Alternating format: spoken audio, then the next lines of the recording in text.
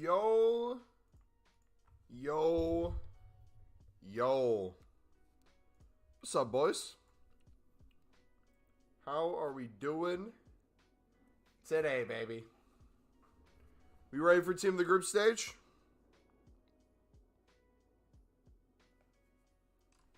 Bum, bum, bum.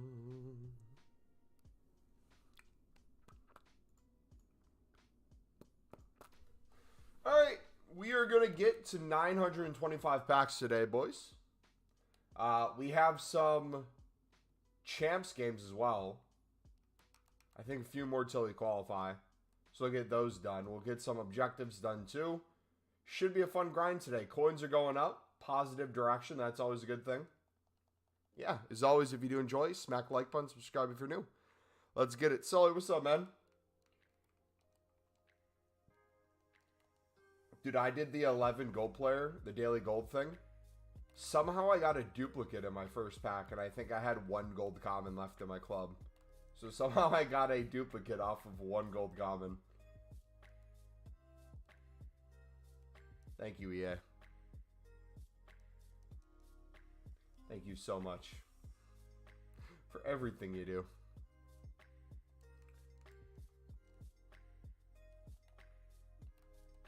Alright, you should be able to make, I think, 3 from this.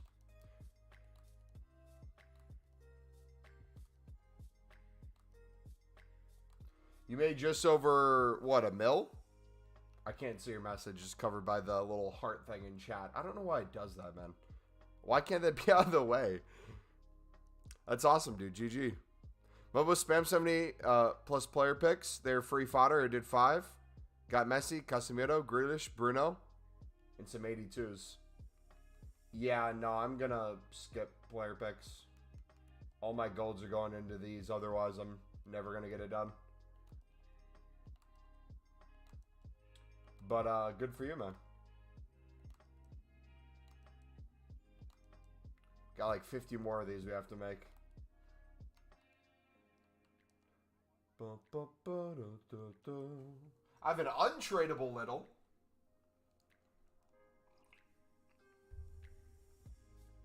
Alright. Let's do another round of bid and 2.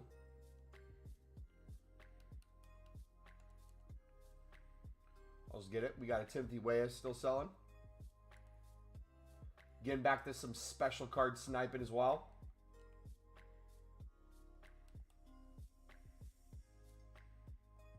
Ooh, should we pick that up?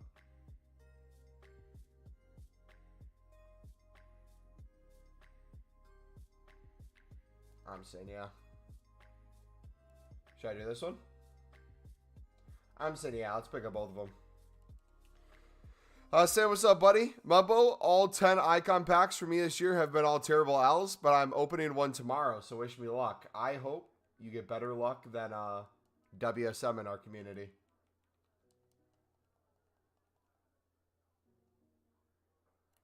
But then again, I don't think you can get better than R9, so maybe that's not even possible.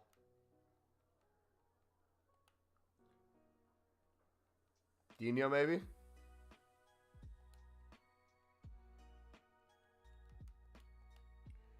Alright, last day of repeatables, boys. Keep that in mind when you're bidding. Prices will be on the up once those go away. So get your club stocked. That's going to be a big thing we do today, too. We'll, once we get close to a full transfer list, we'll essentially start club stocking everything we get and just sell duplicates. Because we have plenty of coins to do it as well. And a lot of these are going to, especially the low-end ones, like the 70s and 71s. A lot of those will double in coins. How come you're so low in coins? Have you not been on the channel for the past month and a half, bud? The coins are higher than they've been the past, like, 2 weeks.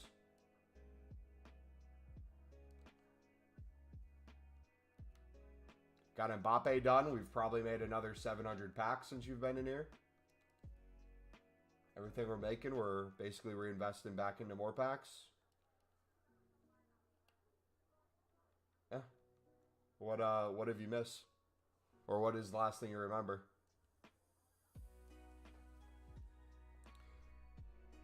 Mumbo, how are you, my man? We are good, buddy. How are you doing today?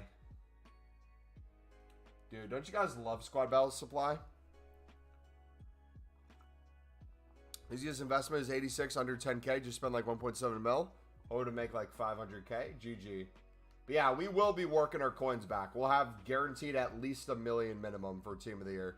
My goal is to be potentially over 2 mil.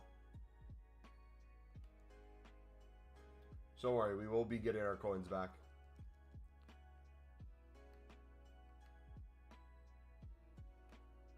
Not been on much. Just had a lot on my mind with school, so I watched yesterday and today. Sorry. No worries, but I was asking just out of curiosity because we've done like the same thing almost every single day for the past month. So if you haven't been around in the past month, that would make sense that you don't know. But if you've been around somewhat a little bit, yeah, it's been the same sort of grind. Nothing's really changed. All right, we're going to start doing... I'll do 600 on the 74s that don't have a lot of golds on their team or none. I think I'm going to avoid bidding on 71s right now too. Unless it's a 250 bid. If we can do a 250 on a 71, I'll take it. But I know a lot of these, we're going to have to wait to sell for tomorrow. Otherwise, we're going to be making like 100 coins on them today. Mumbo are custom for you... Mumbo are custom for you packs starting tomorrow with 10 and 30 coin packs.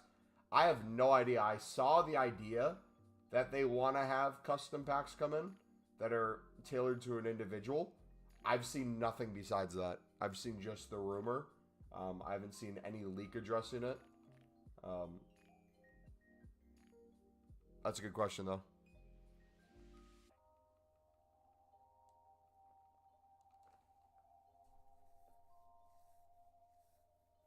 Good, how are you? Apart from opening 30 good packs and not getting a single walkout, but I'm good.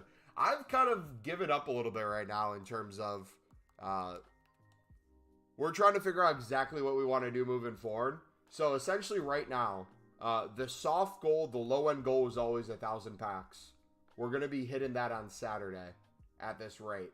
The goal after that was to see how close we could get to 2,000 packs. However, I think what I would rather do is if we push maybe to 1,500, we get to 1,500 as quick as possible.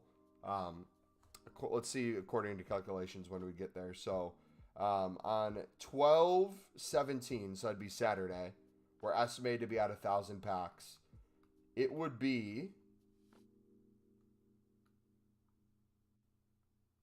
January 5th, we'd essentially be at 1,500 packs. So what we could do is we could continue grinding, get to 1,500 packs, and the rest is just making coins, doing investments, trading, sniping, get a bunch of coins for Team of the Year to have a good balance. Or we can get to that packs, get more than that, just slowly get them through objectives and other things, still do League SBCs and stuff, just not as crazy when it comes to saving things. We could get a little bit more loose with what we open and what we do.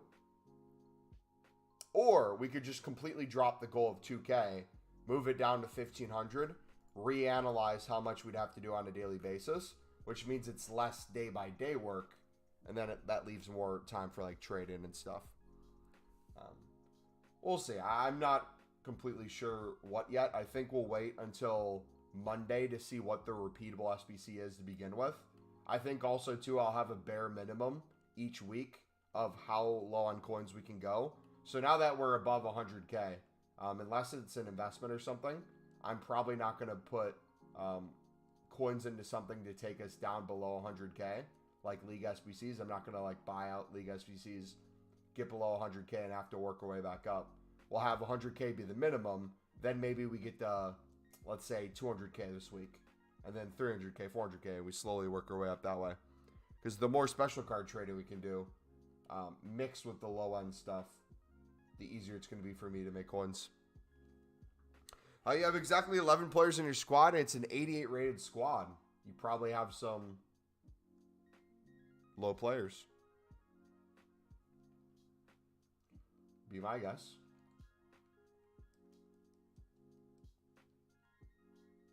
These premium mixed leagues are OP, but I hate that I get walkouts back-to-back in the untradeable packs. I'd be rich if it was the tradable ones. Yeah. I mean, it is what it is. The way I look at that is if your pack looks crap in the tradable one, but really good in the untradeable, congratulations. You can build any SBC you want to, essentially, over time.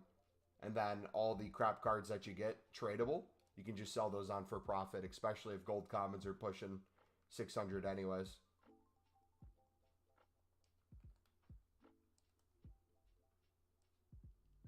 I have 170 86s for under 9.8.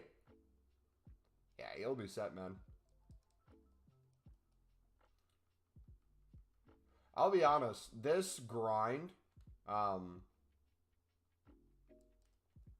not that I've gotten bored of it. I'm just so immersed in it that I've had no attention on anything outside of that. I've been doing this in Call of Duty. I really need to get back on paying more attention to the market and stuff. But the good thing with our grind we've been doing is these past few promos have just been so absolutely crap. It's literally made me just want to save packs anyways.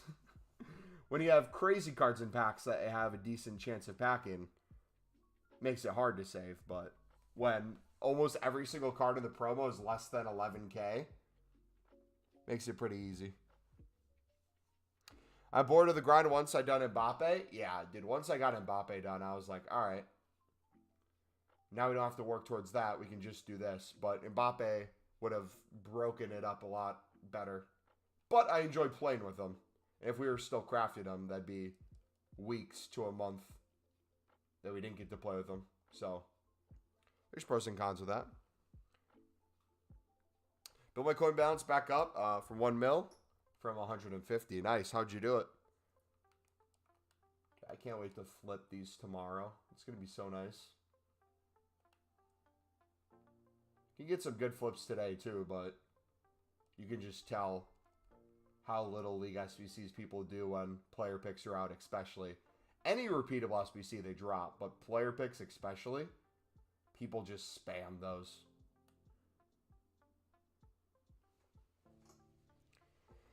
Hopefully you sub me on 8 weeks. Can take my time with it. I did 100 upgrades and got 84. Then shit golds, but I can do the premium mix league. I got libs. 2 of the weeks, libs and some fodder purchases.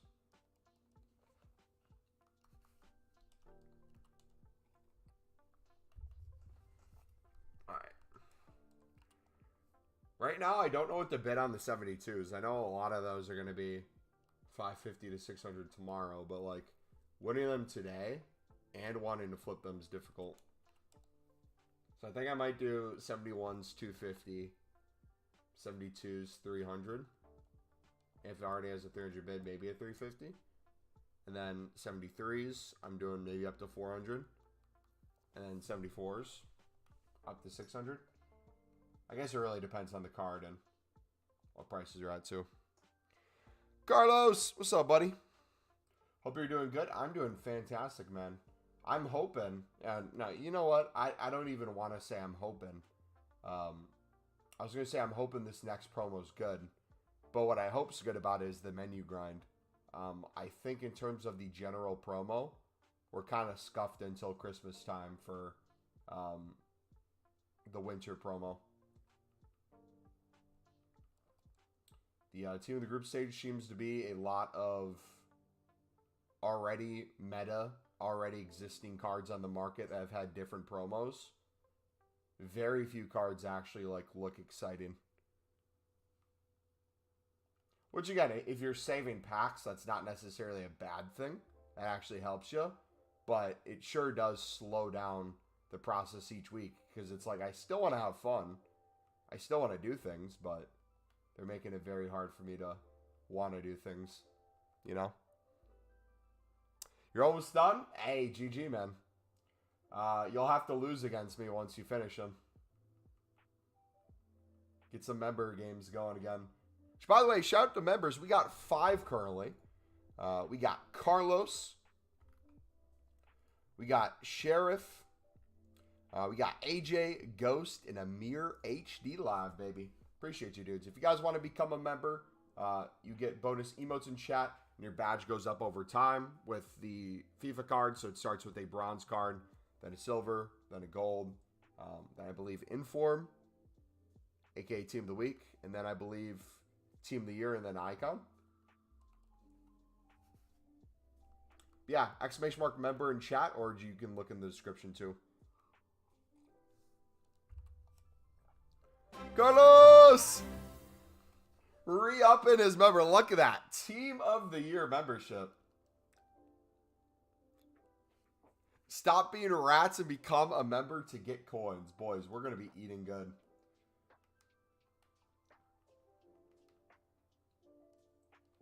What was I going to say? The thing with coins this year, and I know we've said this a million times throughout the year, it is so easy to make coins on libs and suds. It's very hard for me to want to do other things. That's like the difficult part. It's just so profitable. Mbappe and Zidane maybe stop saving packs. Yeah. Here's the thing, Javier. If you do want to start saving packs at some point, if you get Mbappe done, Zizou is out for 2 months. You can craft him during Team of the Year. Whether or not I want to craft him during Team of the Year, that will be like an option that I have. That's my thought process, at least. Do you still do silver commons? Yes. I'll usually club stock when we can get them for 150 coins, which... Oh! Dude, imagine. Which right now they're 200th in the hour, so... once we really start racking up coins again, we'll club stock a bunch. But our main method's been the 10.5 special card sniping and bidding, and then the special silver lib and silver stud method. Which, by the way, if you guys want, I can record a video on the silver stud and lib method, like an updated one. We have it in the League SBC video pinned in chat. But if you want, like, without the League SBCs, just a tutorial on that method alone, a standalone video would probably be helpful. So, I will try. Maybe I record that tonight. Get it uploaded tomorrow. If not, we should actually get it uploaded for Saturday, because I'm doing a family Christmas on Saturday. Let me have that be, instead of a stream on Saturday, we do that. Because I don't think the Christmas party is going to be done until extremely late. It's going to be all day too. So, yeah, let's do that. Let's have that be a video for Saturday. Yeah, silver commons are good right now. A lot more cards were popping up before. New content, this was really nice. I don't know why. Past promo cards, is there like a pack that people are getting past promo cards tradable in? I'll get like a random amount of Centurions listed on the market. Or like the radioactives. They'll just randomly start popping up. And I don't know how to explain it. It would be like a group of them. Unless someone had like 50 that they were trying to sell and just got sick of it. Then they put them for minimum price. That could be the case. But I'm not sure.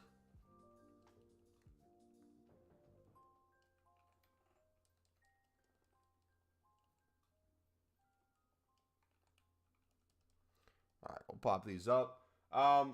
Should I? I'm debating. So with Foot Champs qualifying, I don't know whether or not I'm going to play Foot Champs this weekend. But in terms of packs, should we just play through all the games of qualifying? Would that make the most sense? Instead of stopping at 4 wins or however many we win.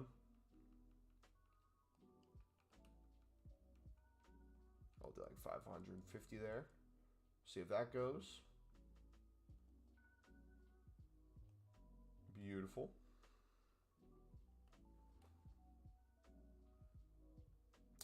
How do you do the special method now as most cards are 10,750? Do I just miss out on the I would not want to pick up the Dynasty ones, so I would refuse to do a 10-750 unless you did specifically through a certain card type. I would stick to 10.5. The other way you can do it is if you do open bids for it. So this works best after a lot of supply in the market, so like marquee matchups day. This works really well, and obviously the more coins you have, the more bids you can put down. I'll do 10.25 and then 10.5 max price for bids, and we'll try to win cards this way. That way, a lot of the cards that you might be trying to snipe for 10.750, you could potentially pick up on bid too. Like if I wanted to get another Cacaret, we could try to get him for 10.5. But yeah, there's so many of these cards that are 85 rated and just absolutely crap that it's made it so much harder. The good news is, though, there's none for 10.5 since they're all 85 rated. I think the lowest they can do is that 10.5 start price. Cheek little untradeable Mbappe from the premium mixed league upgrade. OMG, why not tradable? Yeah, dude. How dare EA?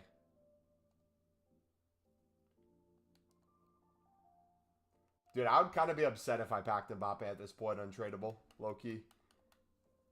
Like, we had all this time. Then you wait until we get the player of the month done. And then boom.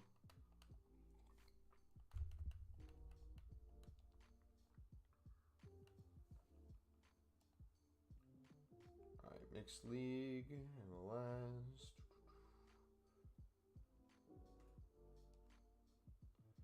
Alright, let's do the Lib and Sud section. Second. Let's start with the League One and Eredivisie.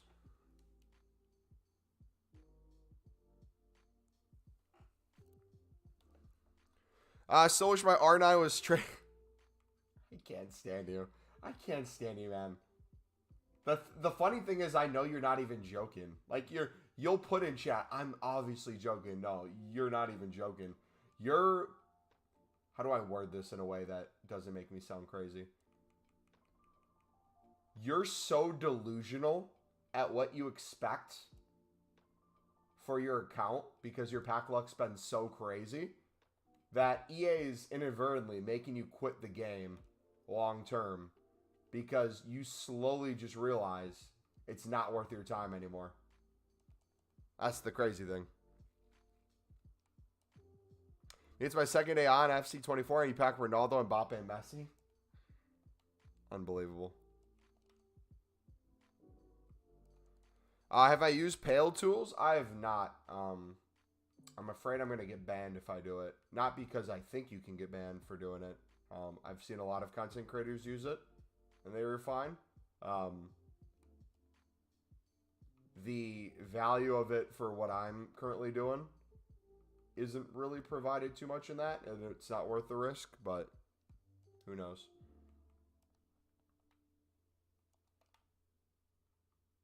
Because it's in what? In general, just an extension?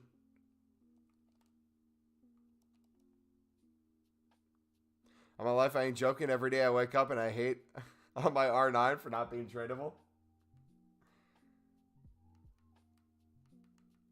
That's crazy, bro. That's crazy, man. Imagine being that privileged. Hey, who took him? Who took my right mid?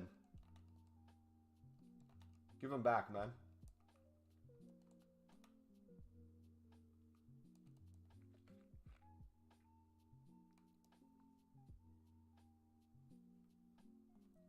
Value is insane, Mobo. If I get banned, well, GG's. I'll stop playing. The thing is, my account is my content. Is my streams, is my videos. So, it's a huge risk for me to do something that would generate me more coins, which would be a blessing, not going to lie. But that's what it is, just more coins in general. Because what do you use it for the most when you're checking prices of like your bronzes and silvers? For like SBCs and stuff. I mean, that's the same with like selling coins on your account. Like in theory, I could probably make $500 a year minimum selling coins on our account that we have left over. every single year since we have millions anyways. But I don't want to get my account banned.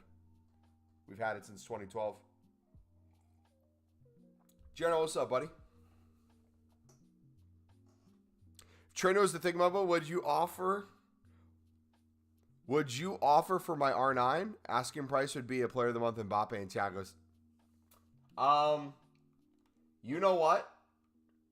I would take that. I would give you my player of the month Mbappe, and I would give you Thiago Silva, because I'm going to have, in a short month or so, a team of the year Thiago Silva, so I'm not going to have to worry about it.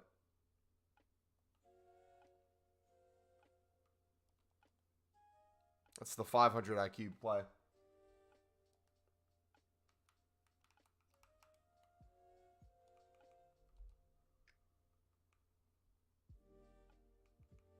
Where's the gold card? There it is.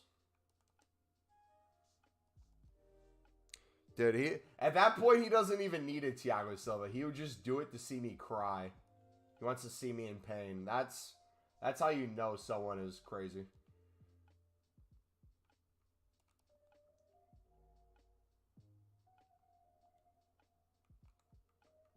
Look at that. Easy coins back while grinding.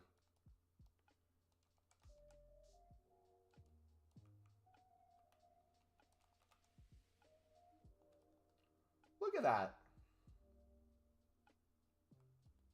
Coins back while grinding.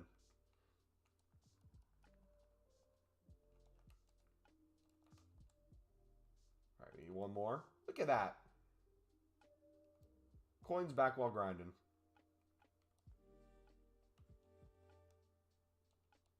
Oh, wait. We could use them, actually. Not even coins back. Just get them for cheap. All right, that works. General, how's it going, buddy? I'll give you all my specials, and there's over 100.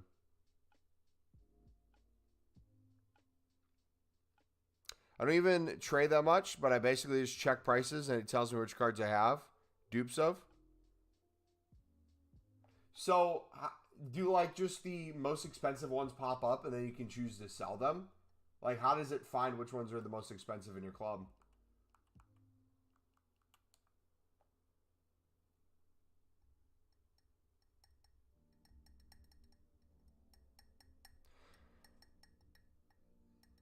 They need to bring trading cards soon. It'd be insane. Yeah. In, like, all fairness, that's the dumbest idea. Not because it wouldn't be a fun thing to do. It's the dumbest idea from EA's perspective. It gives them zero benefit for that. They don't get to profit off of it, so why would they do it? Right?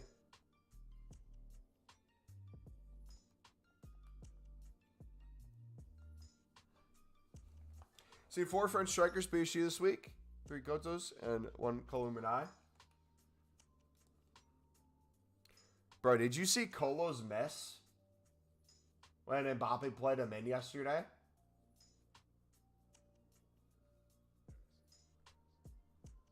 There's one that says check higher prices, and it fills out the higher price. Nice.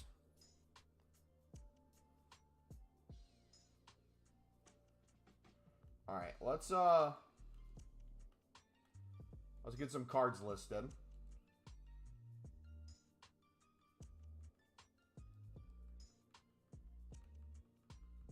Let's see if we can win a champs game.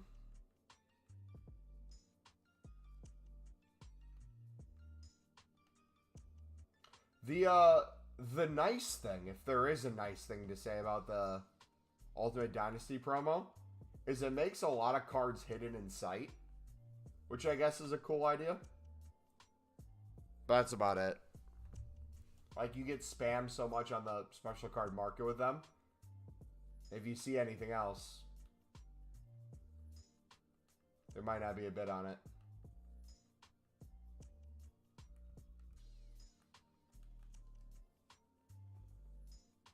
Frankfurt finesse them bad. Dude, we will finally see Pembele play for the first time. I believe this week he'll get some minutes with the U21 team. And then hopefully by next week or by Christmas, we could see him get some minutes for Sunderland. Yeah, I'm super excited. He looks like he's going to be crazy. Lib cards are low. Why? The same reason each week they're always low. Repeatable SBCs. When repeatable SBCs are out, people go away from League SBCs, especially player picks. They avoid it completely, essentially. And then once the player picks and other repeatable SBCs go away, people find their way back to League SBCs. Do I think they'll re-release League SBCs instantly? I think it'll be a copy and paste League SBC with the same exact requirements, just with winter on it instead. So it'll be premium winter upgrade. Winter mixed upgrade.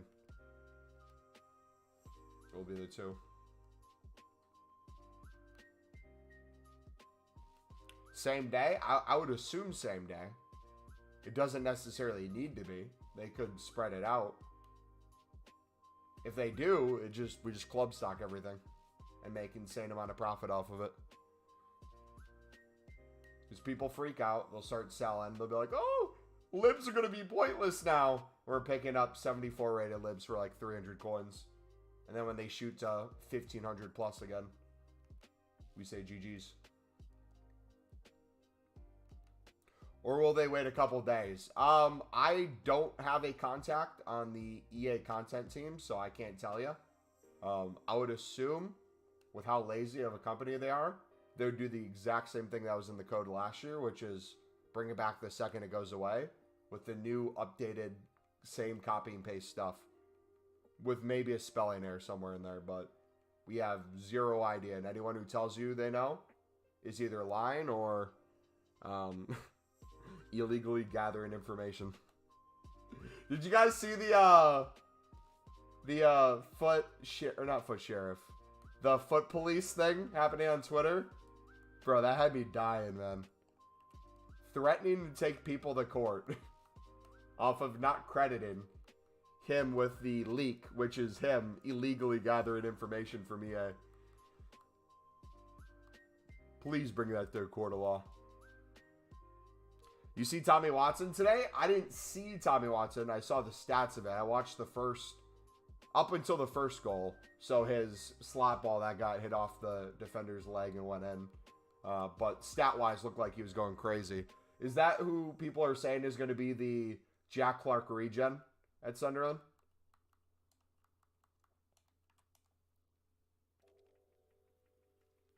He's basically like Clark. I'll have to watch the game back.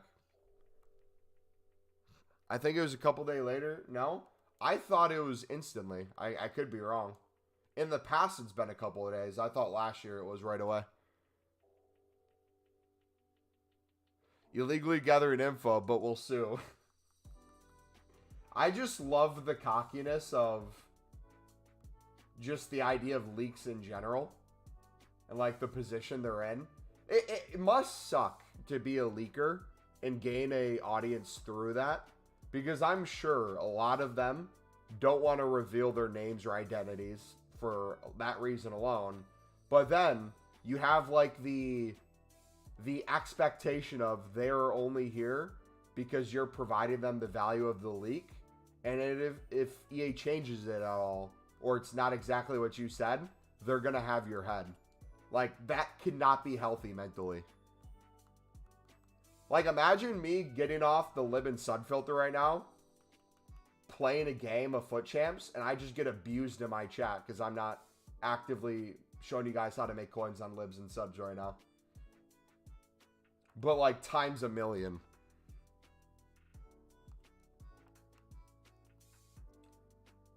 Fabio Barini. Bro, I'm impressed. A lot of this has been in, a lot of these assists have been coming in div rivals, actually. I have a clip of the City 21 game. He did what you'll see, the similarity instantly. Can you send it to me on Discord, bud? I'll take a look at it. I'll be honest, I know you can mute them and not follow, but leakers have ruined the excitement of new content. Yeah, here's the thing, too. it's not even, the excitement is definitely a thing. And I think nostalgia in me would want, like, I miss the old FIFAs when you didn't know what we were getting. But also, too, if we're being honest, it was just like you're younger and you're going to always look back and think things were completely different. I think a perfect example of this is we have kids growing up that are now a little bit older through this game, and they're looking back to like FIFA 20 during COVID, and they're like, throwback to when Ultimate Team was good. And they're pointing to FIFA 20 as like the example. It's like, bro, what?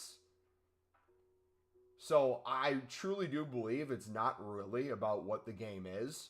It's about the time period. Whether it's in someone's life or like the things going on. I think that's why a ton of people loved Warzone during that time too, because of COVID. The memories people created. It's a mixed bag. But yeah, that being said, I miss the anticipation of not knowing what's coming out. I miss that more through, not even just like what cards are going to be in the promo. I kind of miss that for like even like the promo itself. Like slowly seeing the card design come up on screen, not knowing what it's going to be called, not knowing what like repeatable SBCs we're going to have. Now it gets like found in the code like, oh, we're going to get a player pick. And it's like, oh, sweet. Cool. The thing that gives me a little bit of joy still is when we get like the random, not even a random because it was found in the code too, but the better bronze upgrade, the better silver upgrade, and the daily gold upgrade. Things like that are nice. But again, that wasn't a surprise. We knew it was coming too. Yeah, you can mute everything. You can get rid of it. But I think as excitement of a community as a whole too, that's important. People don't care as much anymore. People don't even want to log on and see it because after a minute of watching a streamer, they already know everything that's out. But too, let's be honest. I miss when a promo could actually like upgrade your team as well. Right? I'm not talking about just like the high-end cards. I'm talking about some of the lower stuff. Ultimate Dynasty, in theory, could have been a great idea. But they gave us a bunch of useless cards that are less than 11,000 coins that are almost impossible to link and have very crap stats. And they're going to be the cards that show up probably the most in all like the party bags in the future. So it's not the only time we get to see them is right now. We'll see them throughout the rest of the year. So it's like that makes me upset and frustrated. Not just from like a price standpoint, but it's like if you pack something untradeable, in the past, if I packed a somewhat decent or mediocre promo card untradeable, I could attempt to use it and potentially have fun with it. Now it's like you hope it could potentially be used in an Evo. If not, you use it just as fodder and it's done with.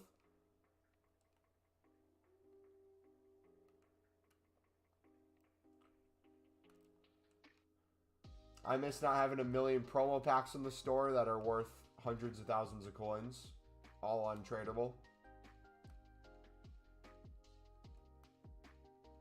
The one thing I do not miss, though, is the old League SBC system. I will say that. Is a League SBC grinder?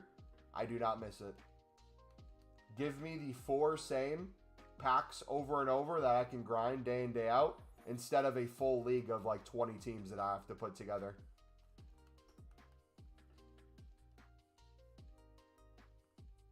Things like the 400 coin bronze pack method in those things were awesome back in the day. But like, I'd still prefer making packs the way we do now. It's all a preference thing. I enjoyed them back then too. Like FIFA 19, when the EA logo would light up when we did League SBCs and you got a walkout. Literally would give me chills. I would have tears running down my face of pure joy and excitement.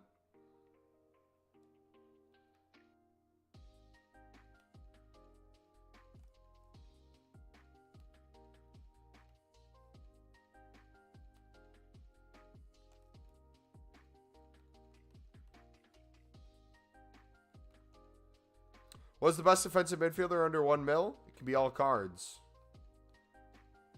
I have no idea, to be honest. How much is Yaya? I see you guys saying Yaya in chat, but he might be too slow.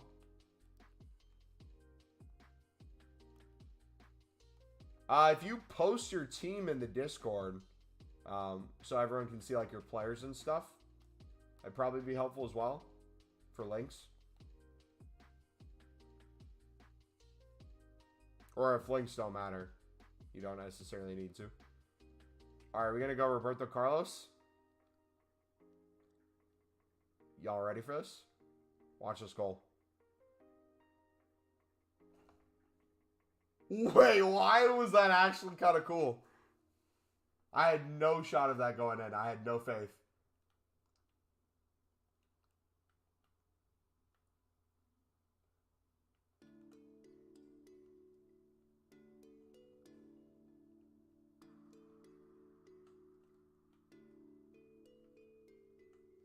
Bang.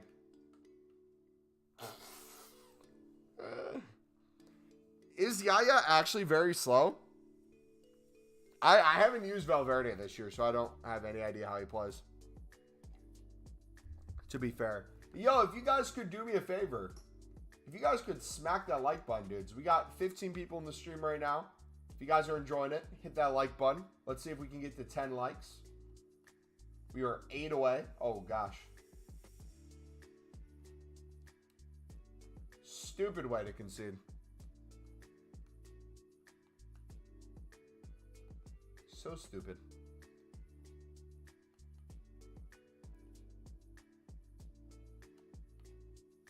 Okay, we scored before half?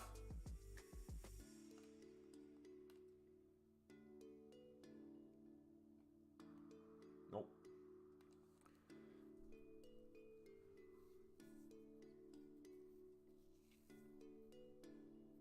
Yeah, that's what I was thinking too, is if he cares about camera, he needs someone from a certain league.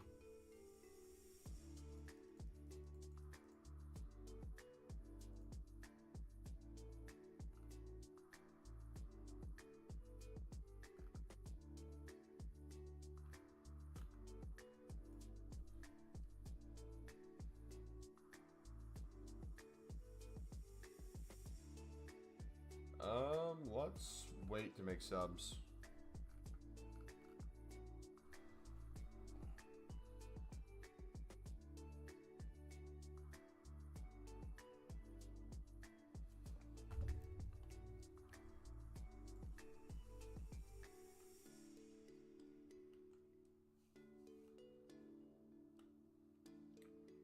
Good ball. Great ball. Come on, Holland.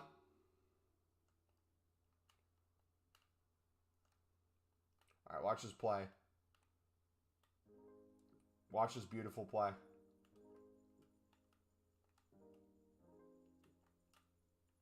Dang it! It didn't work.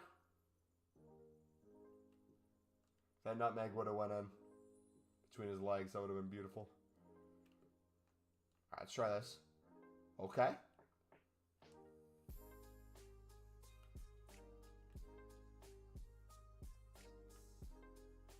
Let's try it this way.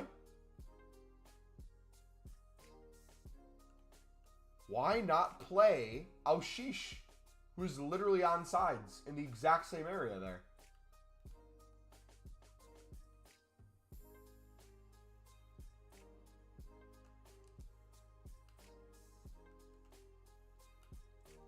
Good defended.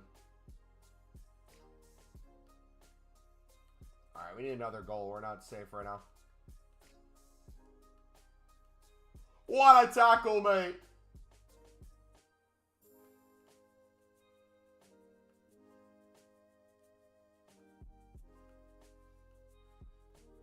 Great ball.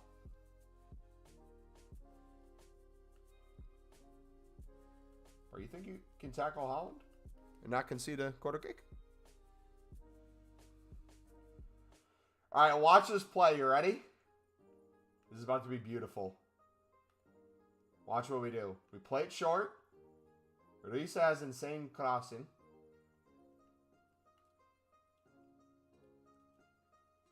Dang it.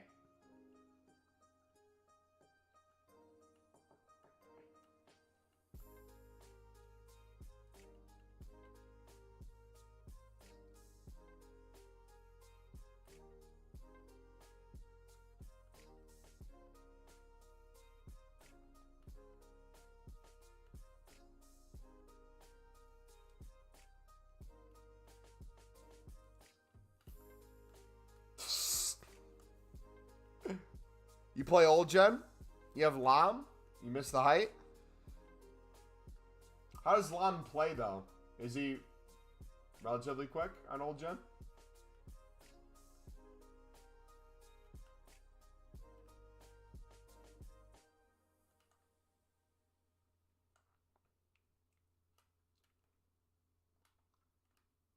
What a save, dude. Alright, we're going to try this again. We're going to do it different this time, though. We're going to act like we're playing short. But what we're really going to do is hit it to Aushish over here. Or Holland. Then we're going to get it to Thiago Silva. He almost has a beautiful volley.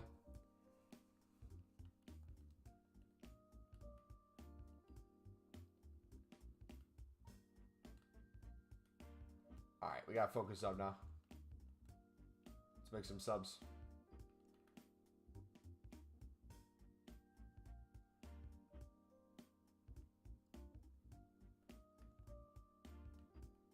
Stay on him.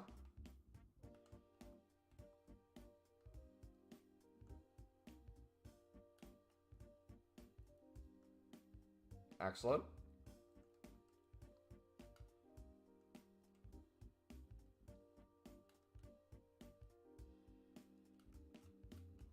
Woo! Pen! Let's go! Finally!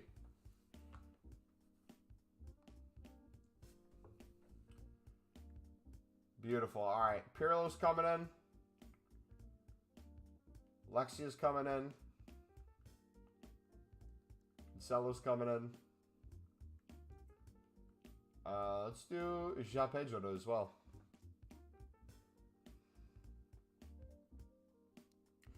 How about so, buddy? All right. We're going to give it to Aushish, and we're going to have him chip it. Chip it down to the left.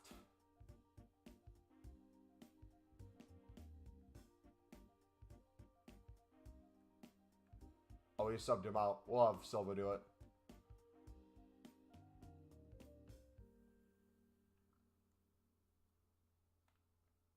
Yay! Let's go.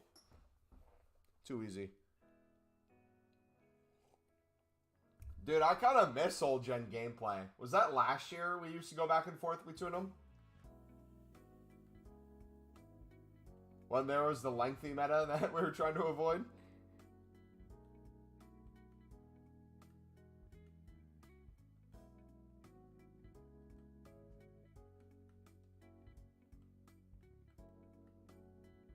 What a play. Alright, we gotta score another one. We are not safe yet.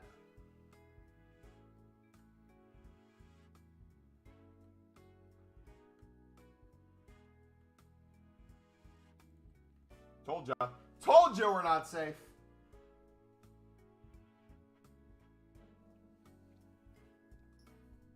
Next gen is so much superior. I mean, can we be honest? Neither game is good.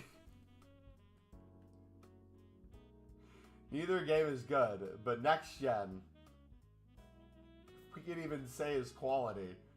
Might be quality compared to old gen.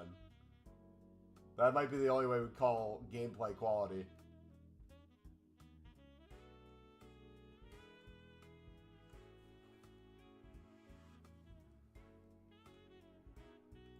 You just suck, Mumble? I don't deny it. That is something I haven't hid from you guys. I've come out the closet with that. What is my defense doing? Parted like the Red Sea. Nah, man, what kind of scripting is that? Nah, it's something I came out the closet a long time about. Is I'm literally a very poor player. Bro, what are they doing? Bro, Bombing's putting up my bum right now.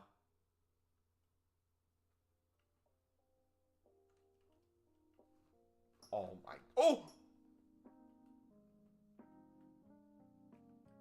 Nah, that's crazy, bro.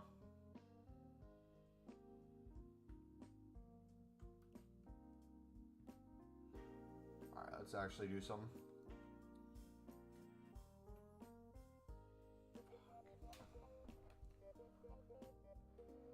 Oh! No! No shot.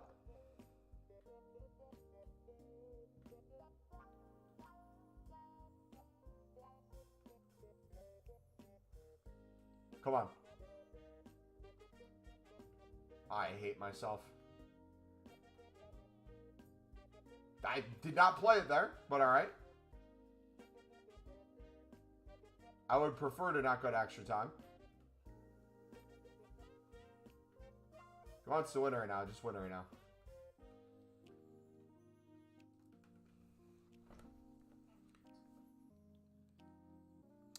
Can you rate my team and discuss about my CM position? I mean, you can put it in the Discord and we can take a look at it.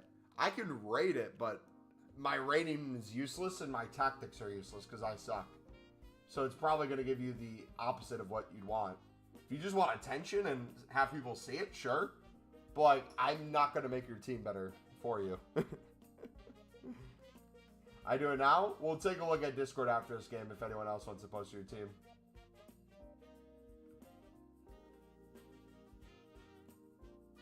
Alright, let me actually focus up and try to be decent real quick. Show why we're a pro player. Show why we're the elite division 7.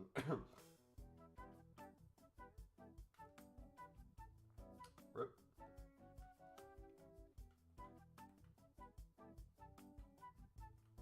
Dude, I won the ball and went instantly right back to him.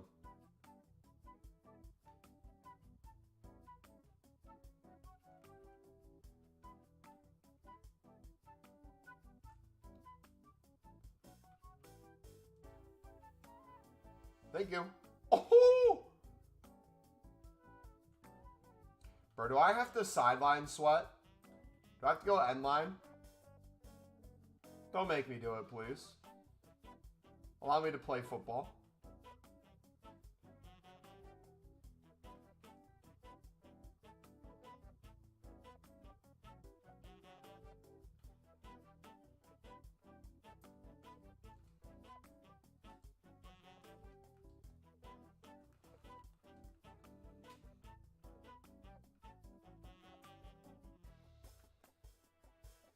Ay vey. I am absolute butt cheeks.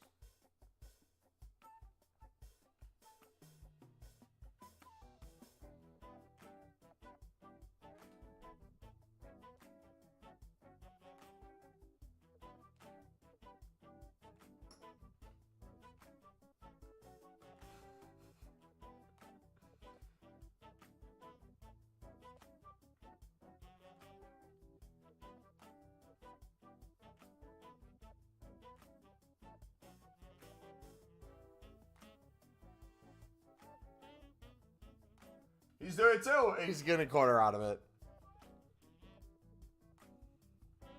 I'm the worst guy to trust on the AFC.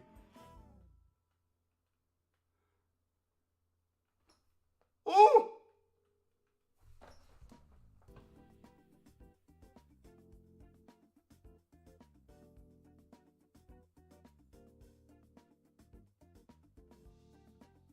Huh?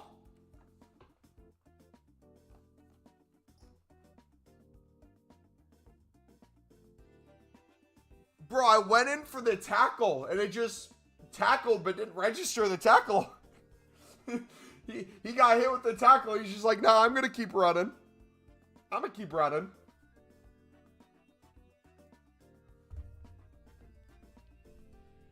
Does anyone know how much 3 mil is in pounds? I have no idea.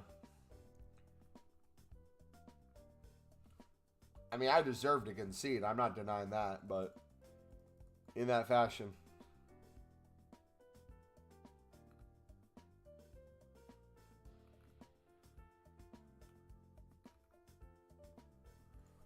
All right, come on. Let's go to penalties. Just kidding. We're not going to do penalties. We're going to win it right here and right now. We're a team press as well. He wants to play from the back.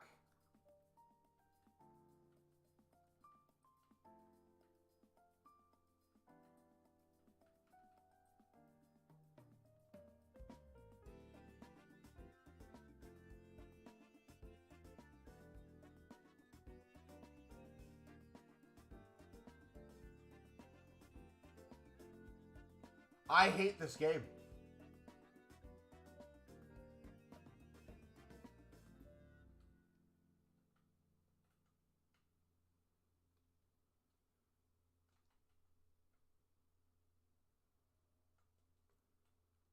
Oh! Handball! Was that not a handball? I might be blind. Was that a header or was that a handball? I could have sworn she just smacked that down with her hand. Nah, I have to be tripping.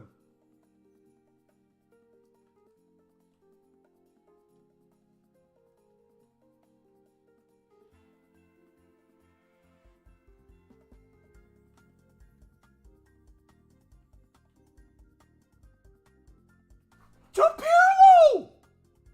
Why not Pirlo?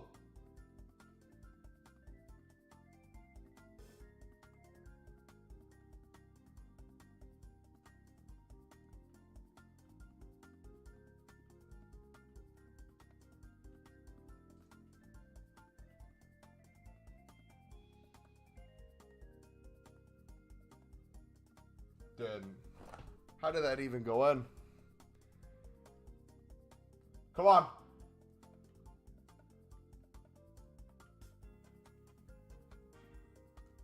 Go. Mbappe. Go. Yes. Oh.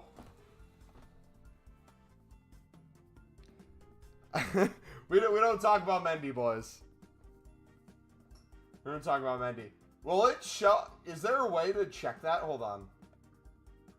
Match performances. Will it show a late block? No, but it's going to show his goal. So I have like 8 players behind the ball on this play, right? 8 players behind the ball.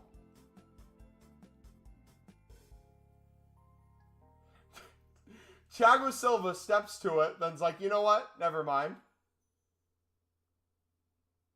Jean Pedro steps to it, and he's like, you know what? Never mind. Thiago Silva comes back, performs a tackle, somehow he doesn't go down, defies the laws of physics. Hold on. Koundé's like, both my defenders just run away. Look at this. They're like, you know what? Have a shot. Take it through. Not only did Koundé step away, he takes a touch into him. Look at this. Defender stepping away. He goes away from goal. He's still stepping away. What are you doing? Now he's somewhat getting into position. He wants to block it. He's guarding that corner. Cancelo's now stepping in. Casually just goes through his foot.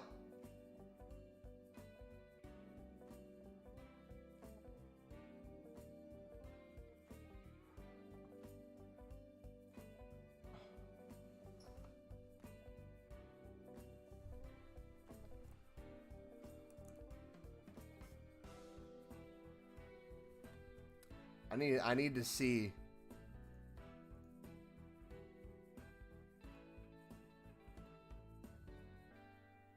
What minute was our potential handball in that I was complaining about? Does anyone remember?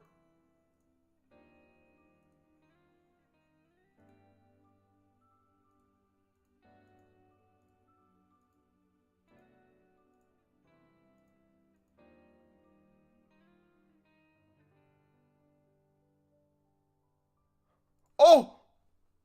No shot. No shot. Wait. Hold on. I think I found it.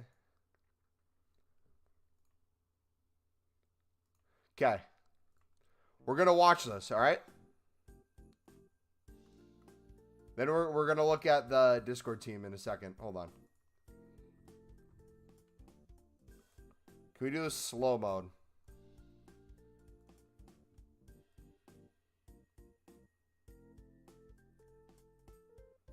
So watch the defender, okay? So I'm going to cut this back. Watch the female center back. That's who we're paying attention to. Gets the block on the shot here. How is it blocked, though? Is this a header? Or is it a handball?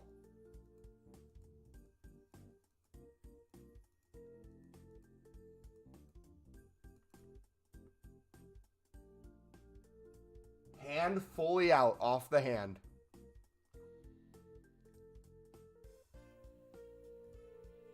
Let's see it at speed.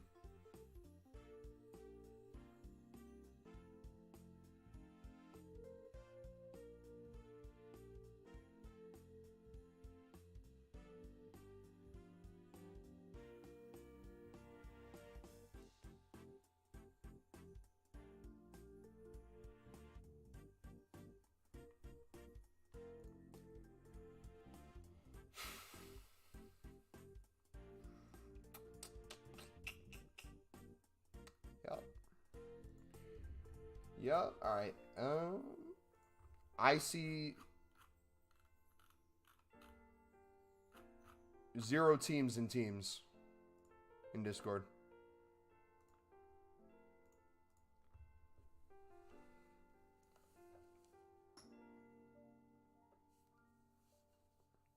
The truth is out there, Mobo. Ball in the hand, it's not a pen. Clearly a header, mate. We don't... No, I need to see what happened on the play. I was so confused. I'm like, that didn't feel like a header.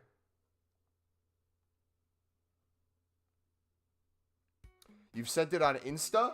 I usually never check Instagram.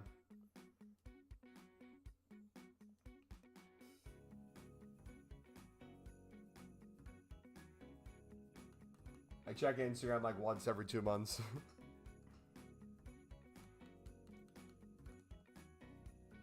Boom, boom, boom, boom. All right, we won another way, huh? Let's go.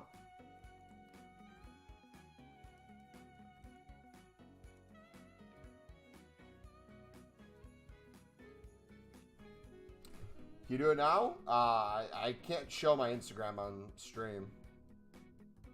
It's on my phone.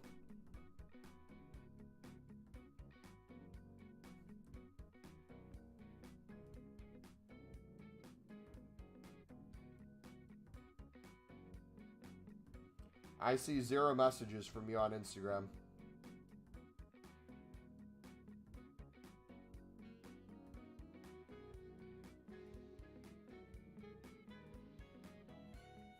Requested messages, 0. I see nothing, bud.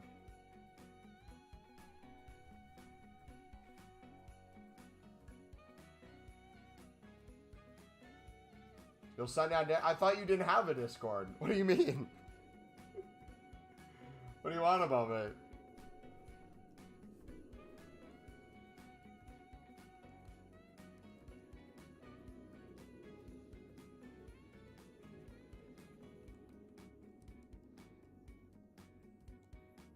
I just looked at my Instagram and there were 0 messages for me, bud.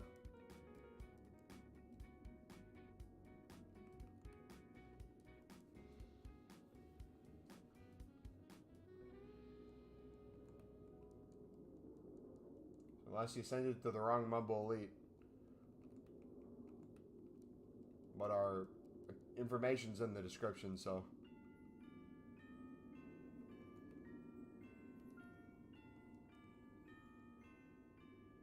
How this dude, I need to bet. What?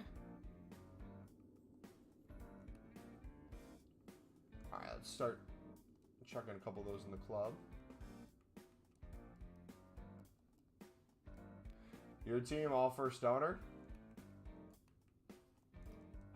Like, you think we're, like, happy for you or something, man? That you have R9? Congrats, dude.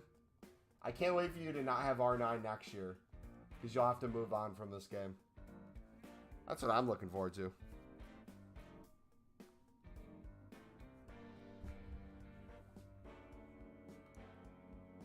Oh, you're talking about WSM's team? Yeah, WSM, you can give them like a... Wait, can't we do like different timeouts? Can we time them out for like a week? Let's time them out until after Team of the Year. Then we check in on them after that.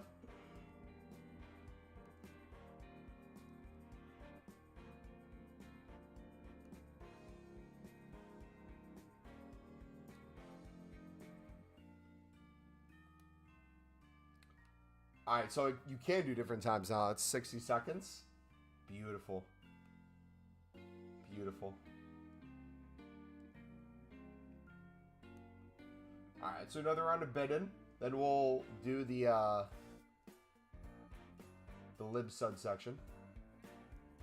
Dude, there's so many 74s popping up today. What is your Discord? All my information is in the description, buddy. Or you can put !_ Discord in chat, and it will pop up with the link too. Same way you found my social media would be the same way you find my Discord. It's all down there.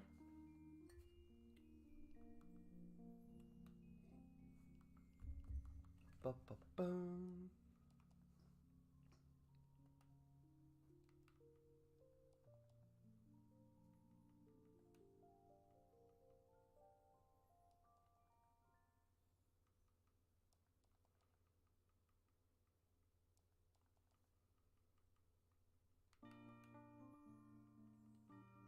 Boom, boom, boom, boom, boom.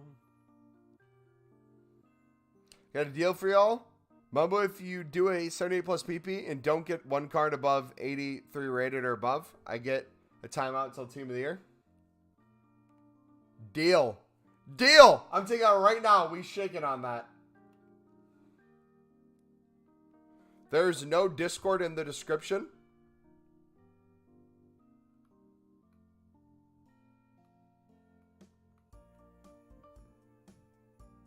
Join our Discord.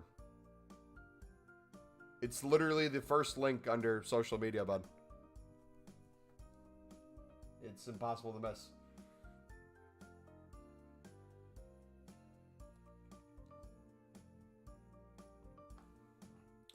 Alright, he really wants this, man. Alright. Bet. You're going to be a man of your word, right?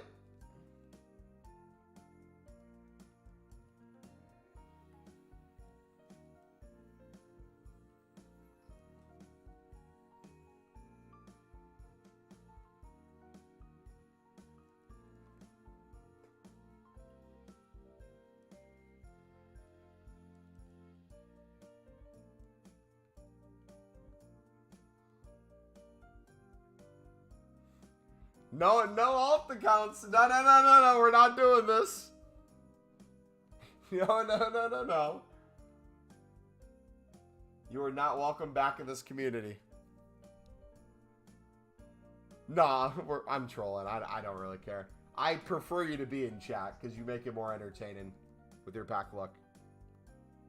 But for the sake of this opening, we're going to pretend. We want you to come back. We don't want you to not be here.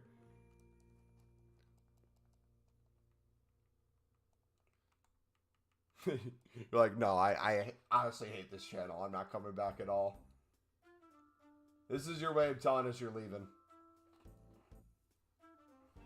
Alright. Gold commons are already going back down in price. That's a huge W. Alright, here we go. So we have to get at least one that's 83 or above, right? If we get nothing above an 83... Wait, hold on. What was the exact wording you put? You don't get one card 83 rated or above. So if it's an 82 or below.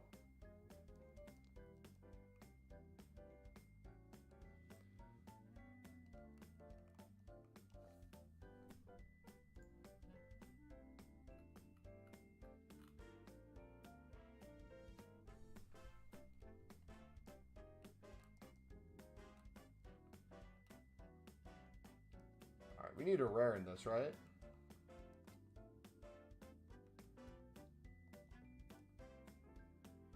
Yeah, here we go.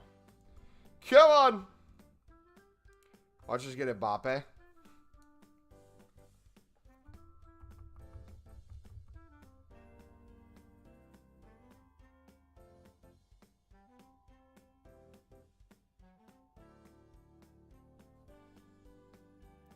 Everyone wave goodbye to WSM.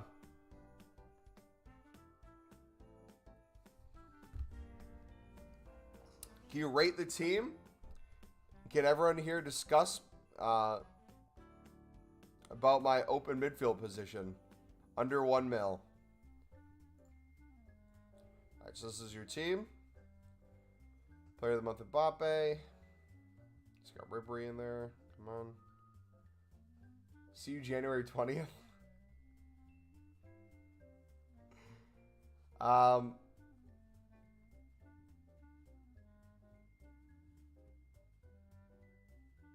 What do I rate it? Probably a 6.5 out of 10.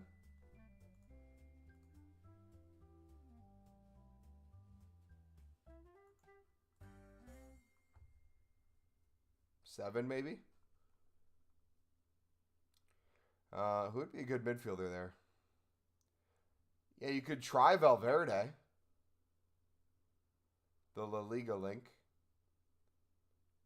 Was there ever a... Who's the Conte-esque women midfielder that plays for PSG? That's a box-to-box. You could do her. She'd link well. Y'all know who I'm talking about?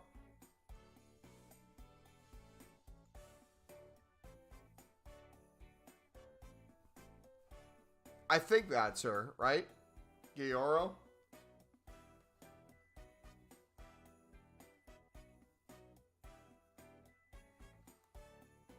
Yeah, maybe try her. How much does she cost? Let's take a look. Special Women's League One midfielder.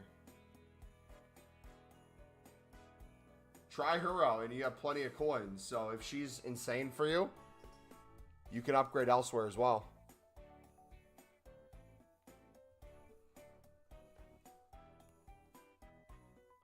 So I haven't got my timeout. Bye, boys.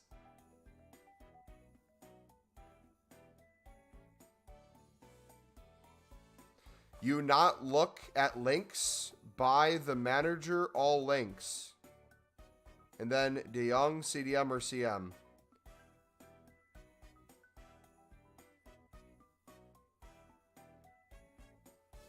I haven't played with them, so I have no idea. Conte with boobs. Again, you're asking the worst person in the world to pick your teammate. I have no idea what to tell you. Probably the furthest thing from a pro player. I'll just type in footbin and then the most meta. Look at packs. You just got Zidane in an 82 plus times 2. No shot.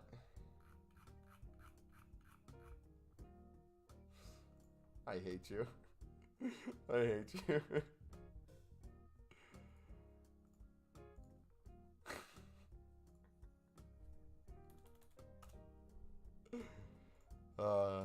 Yeah, dude, I just got Holland, man. You can't say I'm lying. You purposely spread information in a way that made me believe something that was different from reality.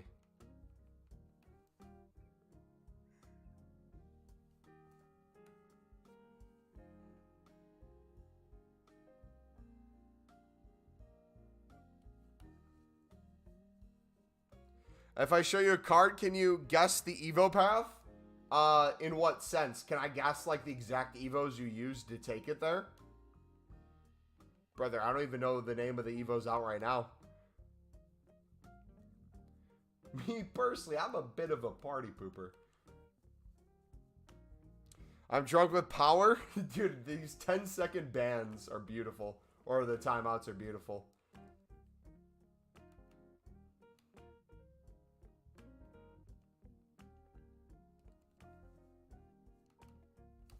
Alright, let's change the music. Enough this Christmas. Let's get in our Zen state.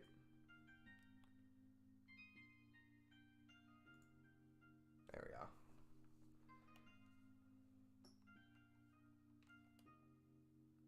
You took Felix to 87. Guess how? You wasted a lot of coins.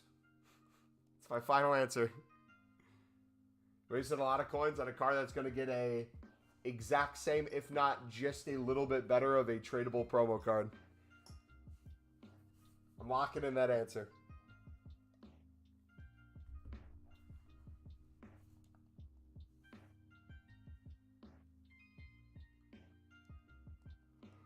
Oh, man.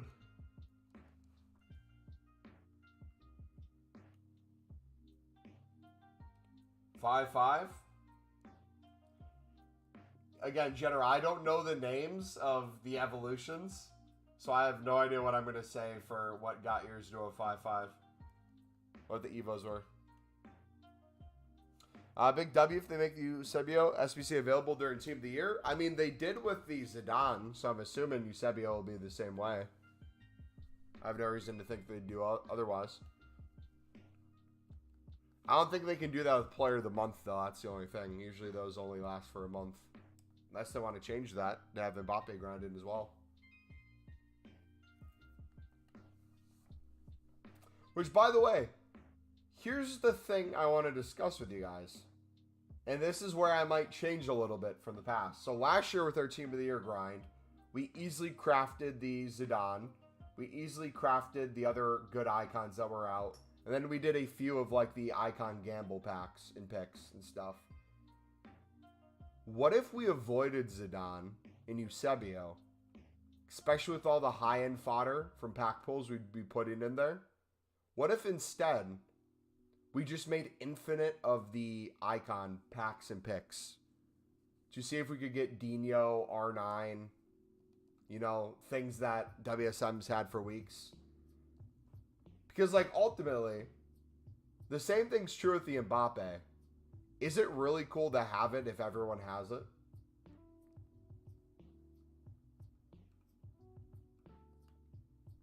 Like, we're not going to be able to prove to anyone that, like, we can craft them. We're obviously able to. No one's going to be shocked. Would that be a potential idea? Maybe we do a few and see what our pack looks like. Then if it's really bad, maybe we switch back, but... Like, realistically for my team, I'm just thinking logically. The Evos I want to keep doing, Aushish, who's a cam, who Zidane would replace, and I don't want that. That'd be a no. Mbappe would be our striker. We're not going to put Eusebio there. Jack Clark would be our winger. I don't want to take Mbappe out. Well, I want Mbappe up top. I want Jack Clark on the wing.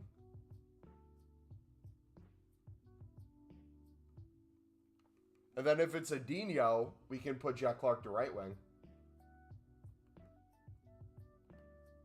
Icon pack refreshes tomorrow.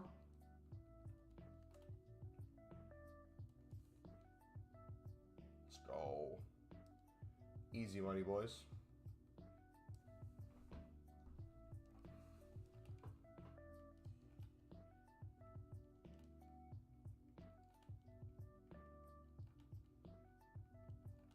You know what? Let me just take the rewards they give for champs. No need for any more. Let's qualify.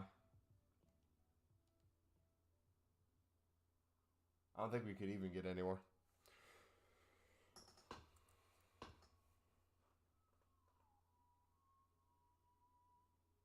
That's a good shot if it's between that or the 83 times 20. I think the 87 pluses are better to take than the like 83 times 20s. Just the sheer amount of 83s that are in the game. The weight's going to be so bad on that. But like also too, I'm thinking in terms of like content for you guys. Obviously, it's just going to be an endless pack opening for that week. We're never going to run out of packs to open. But think about how many icons we could potentially, icon packs we could open too. That would just be extremely fun.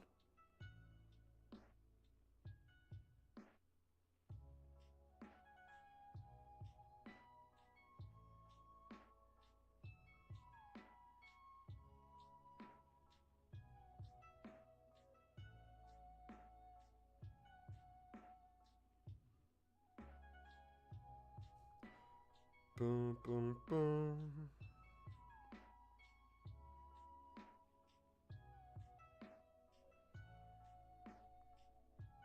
You run out of packs very quickly?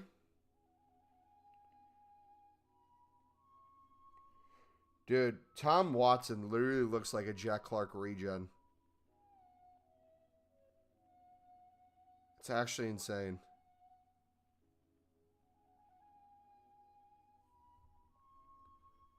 His dribbling's so good. All right. Gonna run packs very quickly.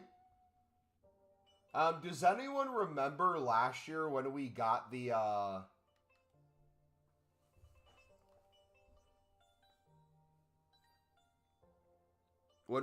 league specific 25K packs? Did those come out right away when Team of the Year started? For like each section? How long did it take you to open your packs last FIFA? That's a good question. Should we check real quick? So this would be only on stream, not counting off stream, which we did a crap ton of. It would have been what? End of January?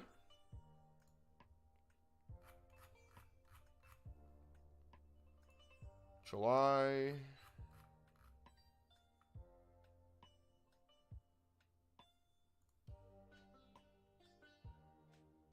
Wait, why am I already back to... We want January 2023, right?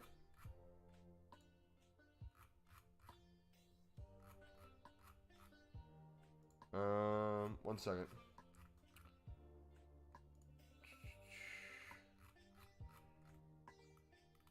I'm on videos. I'm not on live streams. I'm an idiot.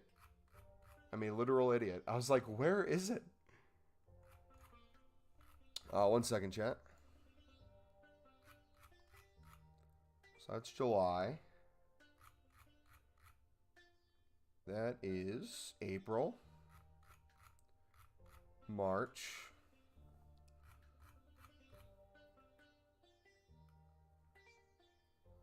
Okay, so here is January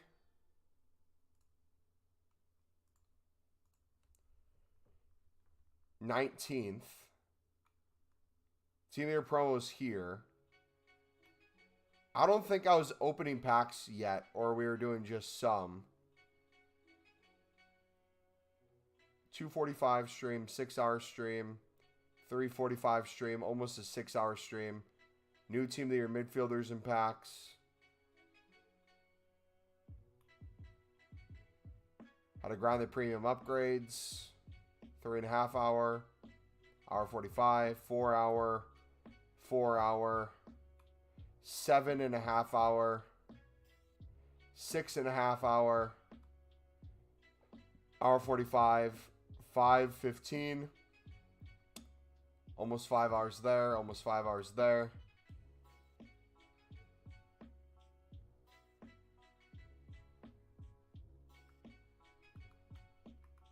So we did a lot of time streaming that week.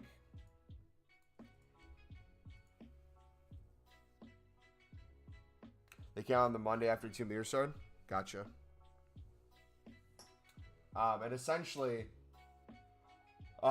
most Team of the Years we packed off the stream, if I remember correctly, right? Like we were watching it. I think I was watching Attack on Titan when we packed all three of them. When we got Courtois, Militao, And when we got Luca.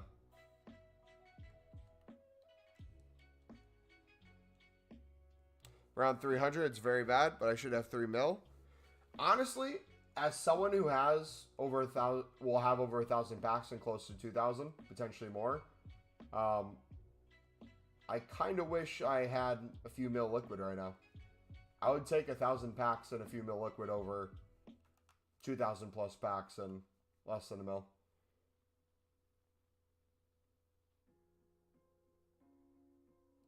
You know? So we'll build it back up. MC, what's up, buddy? How you doing today, man? I was watching your League SBC grind earlier today. Hey, appreciate it, man. Yeah, if you guys haven't already, make sure you guys are invested in the League SBC cards. League SBCs will go back up in value tomorrow when the repeatables end. So if you want the easiest coins in the world.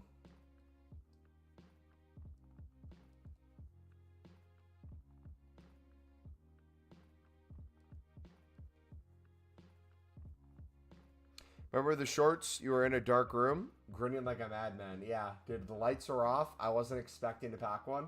Every single time I hit record after it happened, I'm like, dude, I literally had no idea this was going to happen. Did we end up making those YouTube shorts?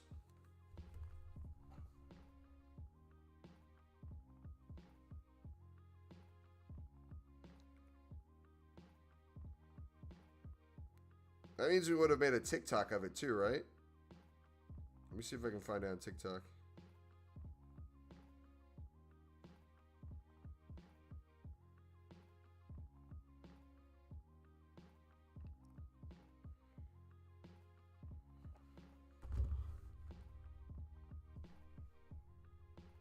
I want to play it right now, but I want to make sure it's not copyright audio.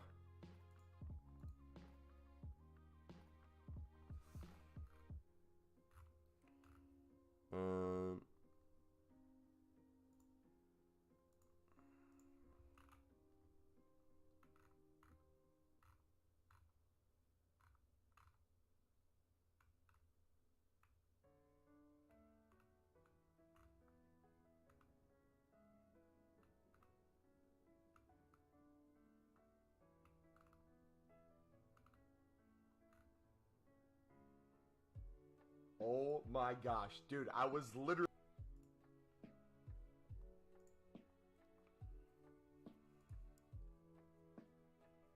Yeah, after 2,000 packs, we finally got one.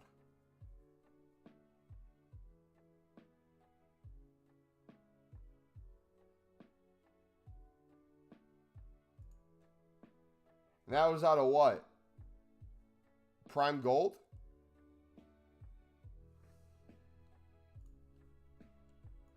Hopefully League SBCs pay out like that this year. Yeah, the pack weight's going to be horrible. The question is, though, what's the promo pack weight going to be? I think we're going to have the biggest promo pack weight we've had yet, which if that's the case and it drives down the price of, let's say, if we have a full women's team and a full men's team, like let's say each one gets 12 players, right? 11, and then the 12th man and 12th woman. I think there's a very good possibility the woman goalkeeper team of the year will be the cheapest team of the year we've ever had at that point.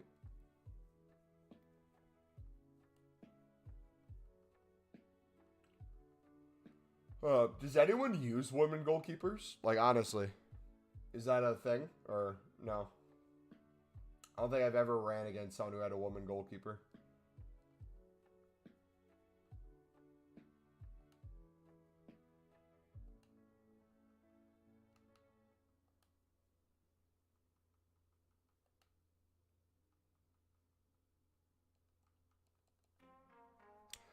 I see you creeping through the window. Or Campos? True. Predator team leaders are cheaper this year. I remember last year I was going to buy Benzema for 1.9 and didn't. He was 3 mil weeks later.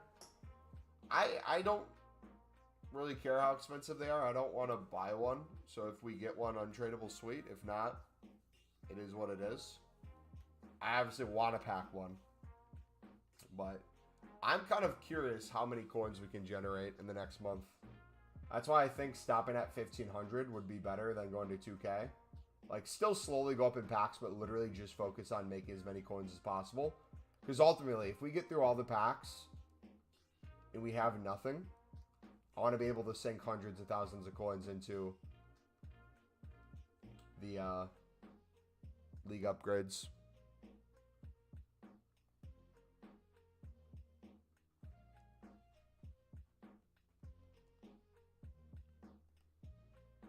What's your guys' plan for Team of the Year? You guys got a roadmap yet of what you want to do? I'll tell you what, getting 25 packs minimum a day is very exhausting right now.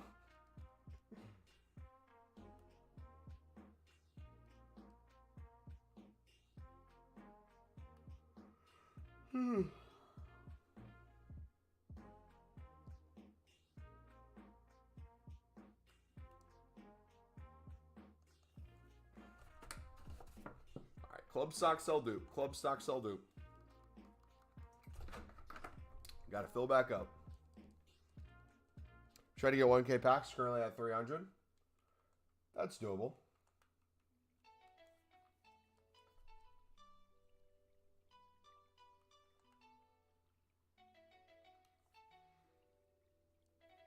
$25 packs a day is wild. It, like, if you think about it in terms of sheer resources, like some of those days, it's literally buying out the premium mix upgrades 5 times, right? If we have nothing else. So what's it say the cost of the premium is?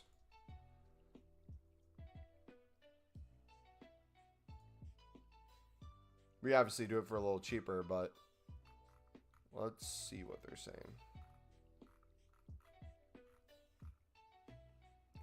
20K. So 100K minimum. Just daily for that. And that's with low coins too.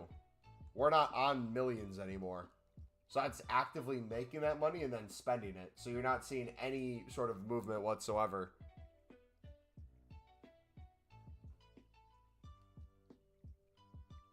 Are you keeping all the packs in the premium? I started it the way the pinned video shows. And then I am now changing it to everything in it. Because I do want some tradable packs that give either a guaranteed chance at an 80 plus still. And just going to be a bunch of golds as well. Because golds are going to be up in price. Gold commons will be 600. Gold rares will probably be 900. Wouldn't be bad to have just an influx of coins later on.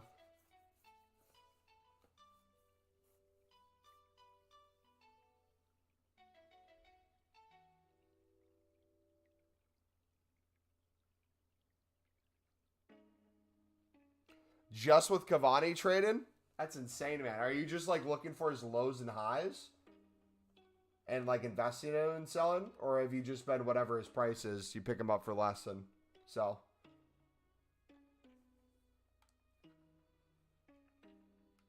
That's awesome, bro. Yeah, gold libs are no joke, man.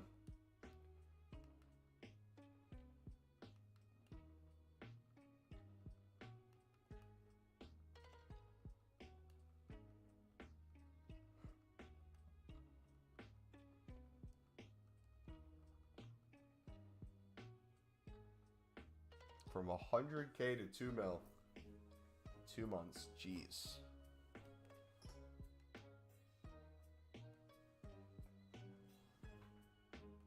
Unbelievable. I will say, though, if there was a year where casuals, meaning people who maybe don't grind like crazy on the game, to have a chance to pack a Team of the Year, I think we're going to see a lot of people who normally wouldn't pack one because of all the objective random packs that are like 80 plus double, 83 double, 84 triple that you could save. Some of those are going to hit. I'm not saying everyone's going to hit. But you're going to see a lot of those kind of people where it's like, oh, I just did objectives for 20 minutes during Team of the Year. Didn't even save anything and boom, got one. You have the few preview pack people as well. That's always fun.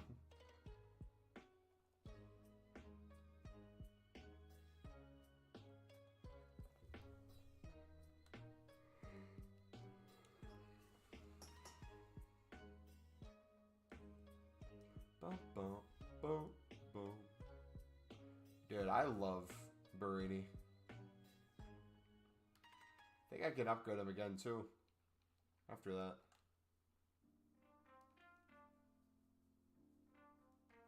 Gotta double check what's out though. But yeah, the nice thing that we will be doing though is I am going to be dedicated to the not getting below 100k again. And then the week after that, maybe not getting below 200k or 250k. And I'll be consistent with doing that. Because that's really going to help us be able to do this easy coin making methods. But the thing I think I missed the most is having the freedom of like the repeatable that's out right now. Being able to grind that. Is it the radioactive crafting one that you can do 100 times? In the past, we used to get those completed within like a day or two. And then just trade to make the coins back.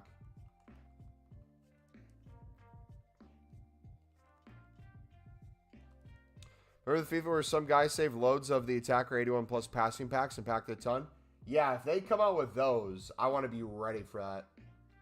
Do you guys remember when they did come out with those last year? I thought it was earlier. I thought it was around like Thanksgiving and Black Friday.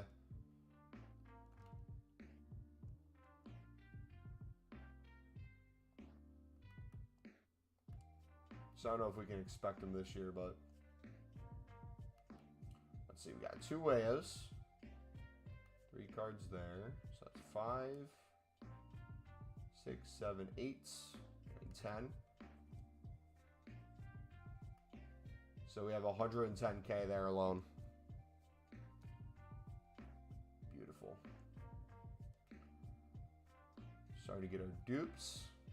Things you love to see.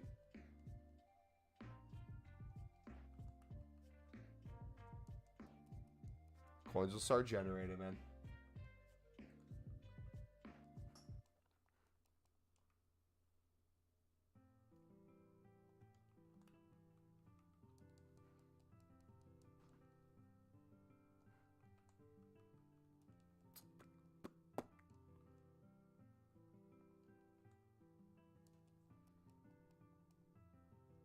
Yeah, if they come out with those position, or not position, the stat packs again, I think a lot of people would save those. If they remember from past games how good they were. That's my theory. Made 2 icon SBCs in 2 minutes. Got Koeman and Cafu. Is it a W? How much do they go for?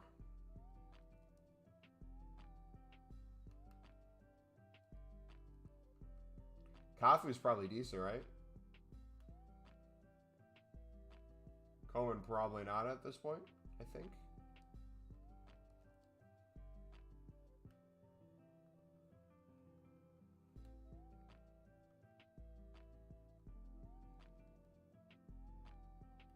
What's a good amount of packs? My average over the years is 209 for Team of the Year. I would say this year it's quality over quantity.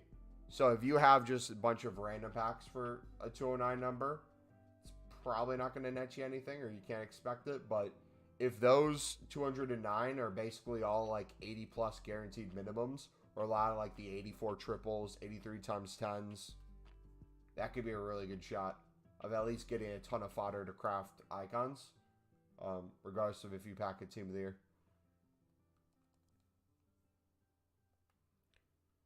So for me, I'm going to have probably 750 to 1,000 of really good packs, like 80 plus guarantees. And then the rest will be filled with like the triple upgrades for the radioactive. We'll have random tradable packs that we want to see if we can get some at least coins back. Once we get over that 1,000 threshold, there'll be a little bit more of a mix. But no, realistically, if we did Let's say instead of 2K, we wanted to get to 1,500. We kept up at the same pace. Not saying we need to necessarily. We would get to 1,500 by the 5th of January, which would give us the rest of that month to essentially just kind of chill out a little bit, slowly make more packs, and worry about making coins. I might even start it just at the new year, like for the next week or so, or the next 2 weeks. We keep grinding like crazy, making sure we're going up in coins. But the second we hit 1,500, maybe we do like a huge halt on... I don't know if I'd ever stop League SBC grind. We do a huge stop of like at least buying stuff out, and we just really focus on trading. Especially off of stream. On stream, we can do whatever. But off stream, I need to... Instead of maybe playing Call of Duty Zombies for 3 hours, I do 3 hours of lib sub.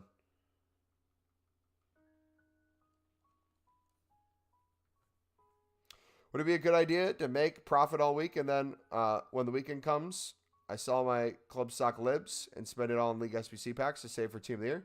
You could. Also, another logic to have is when... In theory, this is how it works, right? The reason League SBCs usually keep around their same amount of price is during the week when player picks and other repeatables are out, the libs crash in price because people are no longer doing them. So if you did League SBCs during the week, it is extremely cheap to get a lot of these libs. However, the gold commons then get high in price. A lot of them get close to doubling. So they go from the 300 to 350 bids to now the buy now is close to 600. So, depending on how you're grinding, if you're opening like the jumbo gold pack, you're going to be making a ton more coins out of that with how pricey the gold commons are. But if you're buying them, you're spending more. So, it's really up to you. What I will kind of get back to doing, and this will be easy to make packs as well, I want to have, by Monday, at least 200K. I think that's a good number to have.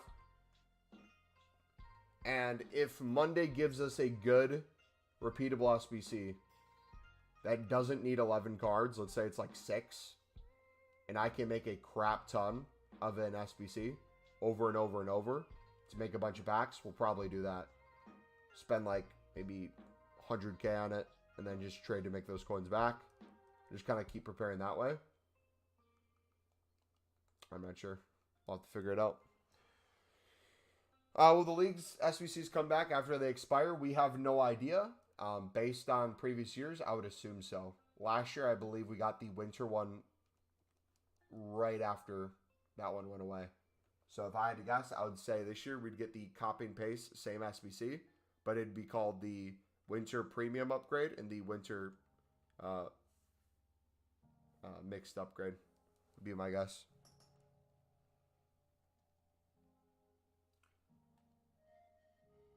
Yeah, I think the closer we get to Team of the Year, Liquid Coins is going to be king. Whether that's for investment opportunities, making packs later.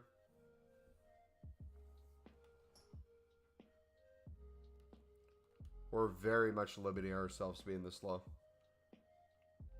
And we've been able to get away with it a little bit because, let's be honest, the past like 2 to 3 promos haven't been that good.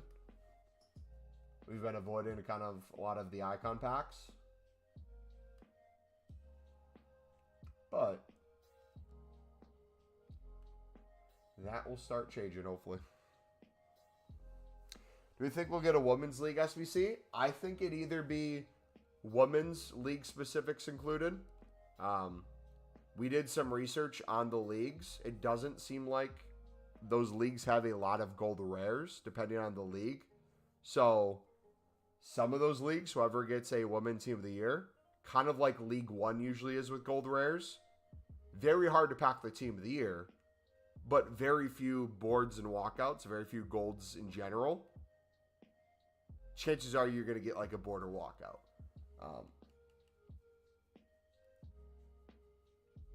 I wouldn't be surprised, though, if we get nation packs of some sort. I don't think they'd be league-specific 25K in the sense of, like, all Spanish players, 12 of them, 3 of them being rare, 9 of them being, or it's not even 9 anymore. They made it less for the league specific ones this past year. I could see them doing women's leagues. I also could see, I don't know. It will be interesting to see what they do. Can't believe there's a $30 pack in store. Dude, they make so much money on this game, yet I think the player base is so low right now that they're trying to get more people back before Team of the Year. EuroLeague SBC?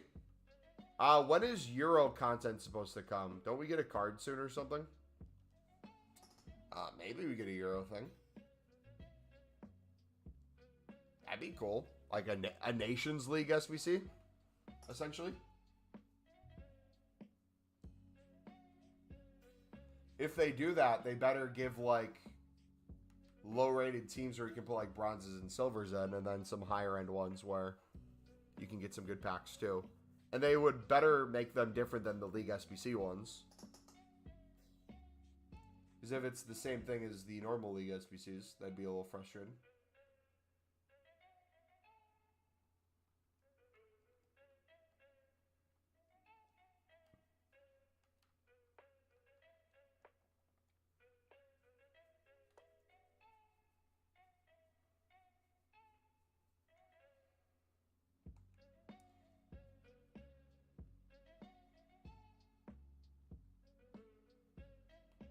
Dude, we've been spoiled with football recently, man.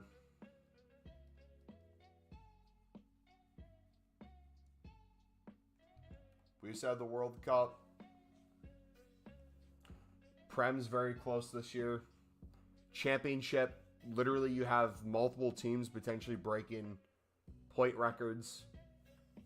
At least in recent times. Just a lot of competition, a lot of talent. We have Euros coming up. We have Copa America coming up. This year is just going to be beautiful. Should we invest our money in Bitcoin? If you believe Bitcoin will get higher, it's like what, 45K right now? I would have gone in when it's been down the past like year. I wouldn't get in while it's high.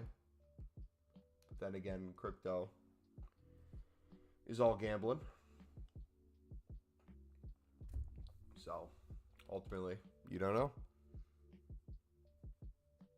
If they switch get to the Prem, would they survive? The question would be, what loans do they get, and who do they buy if they go up?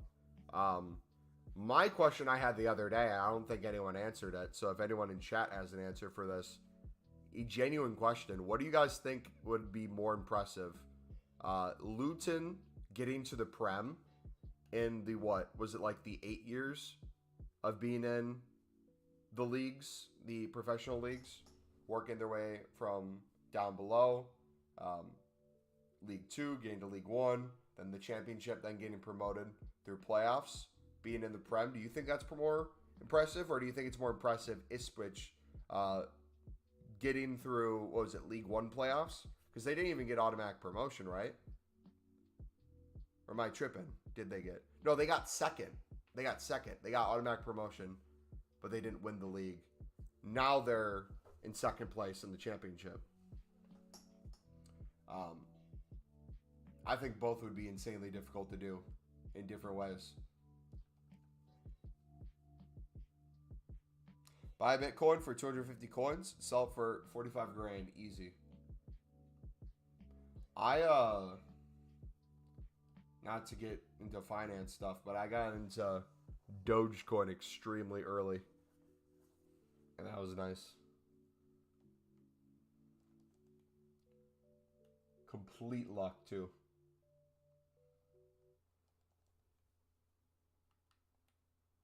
But no, their team is solid enough in the Championship right now, and they're playing well enough. I think it definitely would attract people to at least join them on loan if they did go up.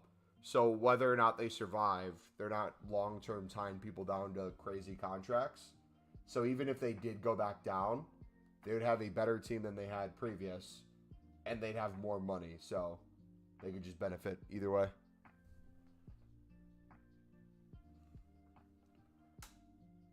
That's like the good and bad thing about the parachute payments, the teams that get relegated from the Prem, is if you're good with the money and you sell off enough of your squad and you keep enough of the bare bones that's already shown they can be quality at the championship level, you realistically should either get promoted automatically or bare minimum be fighting for playoffs. If you just do that over and over, you're in a good spot. Because, like, the alternative, like, let's use Sunderland, for example. The difference between Sunderland going up, getting the money, and then getting relegated in parachute payments versus their style now, you're just building up players, selling them for more, doing that over and over. It's just going to take longer to get those funds to then go up. So, like, ultimately, yeah, you hope to get to the Prem. But, like, money-wise, that could save you, like, 4 or 5 years of, like, a plan for your club. And if you treat it like you're Brighton or Brentford, and you don't overspend, you buy a player for a decent price tag that has a lot of potential to continue growing, you can make crazy profit off of it too. But no, it's interesting how much Burnley dominated the championship last year and how poorly they're doing in the league this year versus Fulham, who dominated a few years ago and has held their own in the Prem. That's fascinating.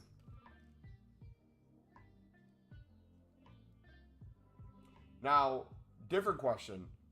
What team, I don't know, I guess I don't know history-wise if this has happened. What's like the best finish a team's ever had? Whether it's from the championship, getting promoted, their first season in the Prem, or whatever the top league would have been at the time. Do we know? I'm assuming top half of the table.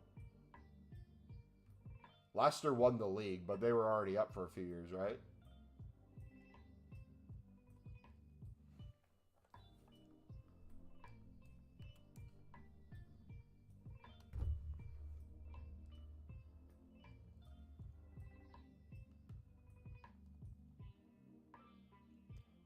Boom, boom, boom, boom.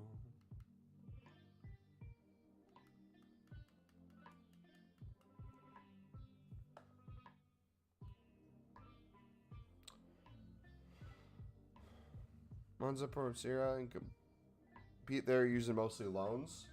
Yeah, and like the way contracts are written nowadays, loans are more and more likely and more beneficial because in a lot of those, it's like if you get relegated, they can take the player back and like no harm, no foul. Or if you survive relegation, you can buy the player at X price. Or like if you are in the championship and you get players in the championship, some of their clauses might be if you get promoted to the Prem, you then get X amount more money for said player. So maybe you're paying less up front, but then in the back end of it, like it's Football Manager or career mode, you're able to put more of a appealing thing. Which, that's what Sunderland does. Sunderland gets really good valued players for cheaper than they're worth.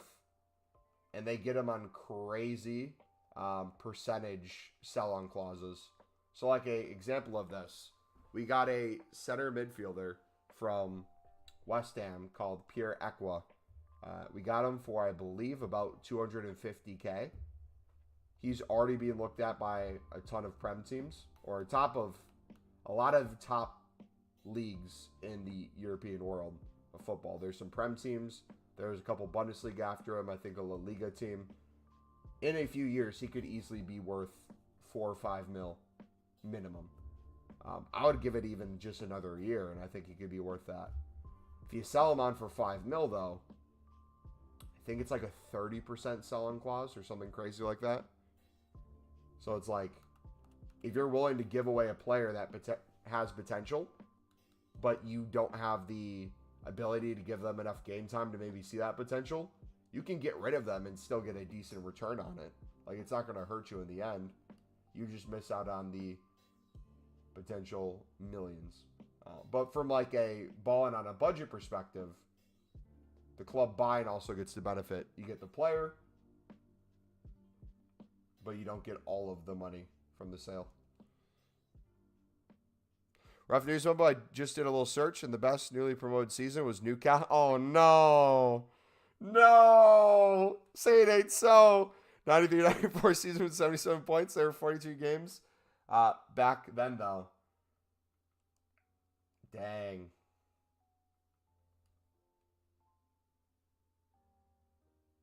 They have something to sell for the players?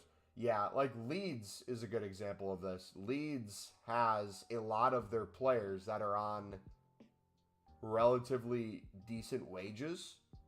They have them on loan at clubs that are paying a majority of their wages. And they have an option to buy if Leeds doesn't go back up for probably a discounted price. And if Leeds gets promoted again, they just go back to Leeds. So, like, financially, they're a lot better protected than, let's say, Sunderland in 2016 when they had, I don't even want to say his name, thou shall not be named, on crazy wages. And then we kept him all the way to League One on Premier League wages. Mr. Rod. Oh, I don't even want to say his name. From Man City. Mr. Rodwell. Leeds can stay in the championship. Leeds is an interesting club. How do you guys view Sunderland fans as, like, a person who doesn't support Sunderland? Because I know for me, supporting Sunderland, I'm biased, and I think we have fantastic fans. But depending on who you are, I can see where it could be extremely toxic. Leeds, I haven't seen crazy toxicity, but I think the ego they have for being a former Premier League team in the championship, have done it many times and going back up. The way they treat the season, the way they talk about it, it's like, oh, guaranteed. They're going to be in playoffs. They're going to be getting potentially automatic promotion. And just the way they talk about it and then talk about competition. Sounds like they count a lot of people out. That's very frustrating.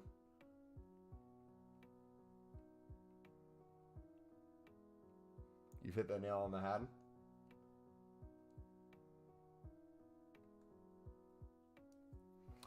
I've always liked them back from the Kevin Phillips and now Quinn days.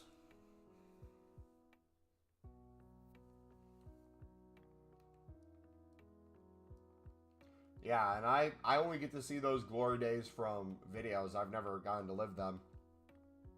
I started watching in 2011, 2012. So they've essentially always been kind of a bottom of the table sort of Prem team since I've been watching. Fighting to not get relegated. So seeing Sunderland kind of turn that around now and be going back up the footballing pyramid is a beautiful thing. I'm really excited for like the next 5 to 10 years.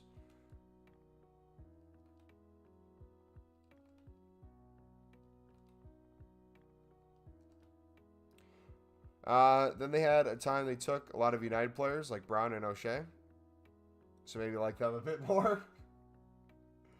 Yeah, dude. I would have to go back and look at the wage bills on some of those guys.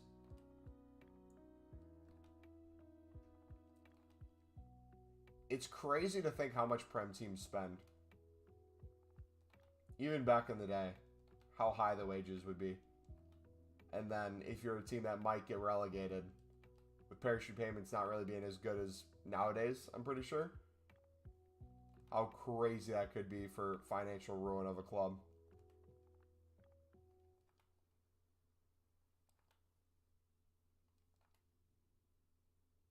Did sing when they roasted us the year we lost the league on goal difference, but I've forgiven them. Yeah, when United played Sunderland at the Stadium of the Light, it's all finished at the Stadium of the Light. And then the iconic moment, every plastic City fan became a City fan.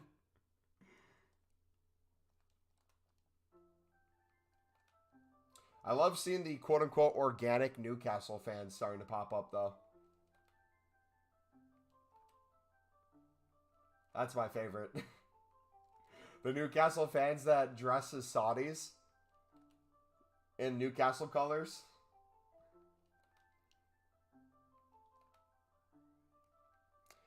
If you have the power,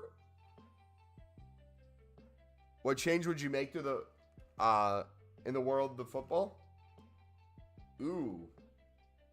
What would you guys say? If you could change something, if you had the power to change anything in like football, what would you change? I would say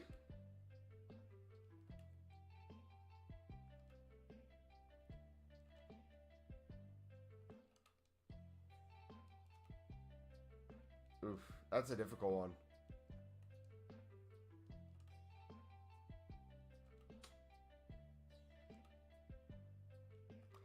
Locally, I would have the MLS enter in to be a part of the NWSL, which is the footballing pyramid in the United States, so that there could be relegation and promotion between the leagues. It'd be more of a risk for the owners, but I think would be a beautiful thing. But I'm thinking European and internationally. What would I change? I think I'd change Champions League back. The new Swiss format is going to be basically Super League on steroids, but UEFA gets the rights to it. So gone are the days of group. It's just going to be a big league of the quote-unquote best teams, which everyone complained about with the Super League idea. It's essentially going to be that, but just more teams. I would change that back to the format we have now.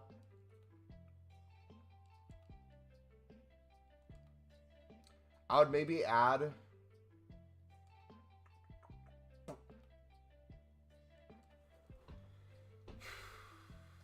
this one's tough.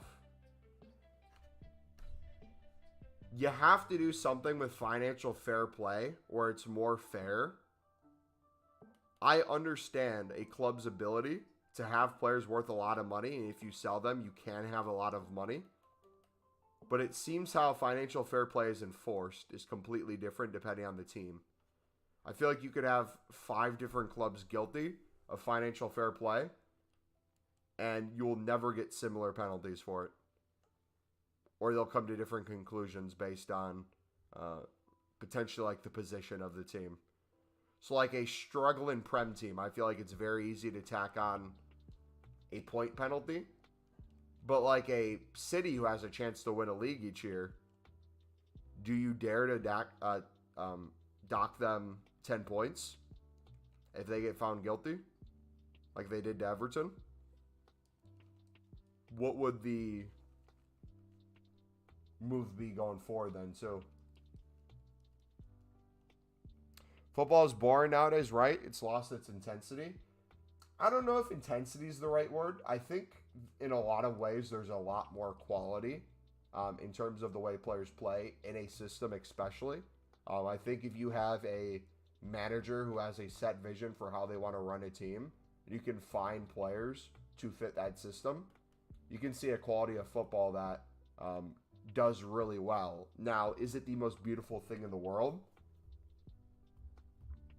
And could it potentially lose some of that? I don't know if flair is the right word. Like, think of City, right? The way City plays Jack Grealish is not the way Aston Villa played him. Has a completely different role. He's a cog in the machine, but he does it very well. If you put Jack Grealish back in that Aston Villa side now, I think you would see a completely different side of his game from what we've seen recently, and he would excel so well in that system too. Football's definitely changed. I think there's still a lot of beauty in it though. I'm trying to think back when I was younger, but I think it's just nostalgia merchant stuff again. Like, maybe teams are more tactically sound now, and that cuts out a lot of the bullcrap, but I look at more like the street football stuff of like people doing skill moves in the Prem. Like the Blassie type of players, the McGeedy's. I guess I miss that sort of thing. Oh, you know what it is? Maybe it's a media perception, and maybe it's different in reality. I feel like the sport in general is becoming very PG in the sense of I miss a Ramos-esque tackle. I miss, as a defender, myself, seeing a defender get a yellow card for actually doing damage to an attacker. And if an attacker wants to get by a center back, they have to be willing to put their body on the line. And not just like a flop, potentially risk injury to get in some situations. The physicality of the game, being able to be a lot more like hands-on. Obviously, there's going to be some dirtiness in that. Like, if you look at how Pepe played, you'd have, like, his kicks to the back of their shirts. But, like, even, like, derbies and stuff. I've never witnessed the Newcastle-Sunderland one in person. But I can only imagine how crazy it's going to be. How the fans are going to get at it. Fights are going to break out. Police are going to be involved. The chants going on. Like, that whole atmosphere is never a PG setting. And trying to get it displayed as more of a PG. Or trying to, I guess... I don't know how to word it. I don't know if that makes any sense. It's not that the sport's necessarily becoming soft. I just feel like it's going more towards a direction of more fouls are being called. We got VAR checking everything.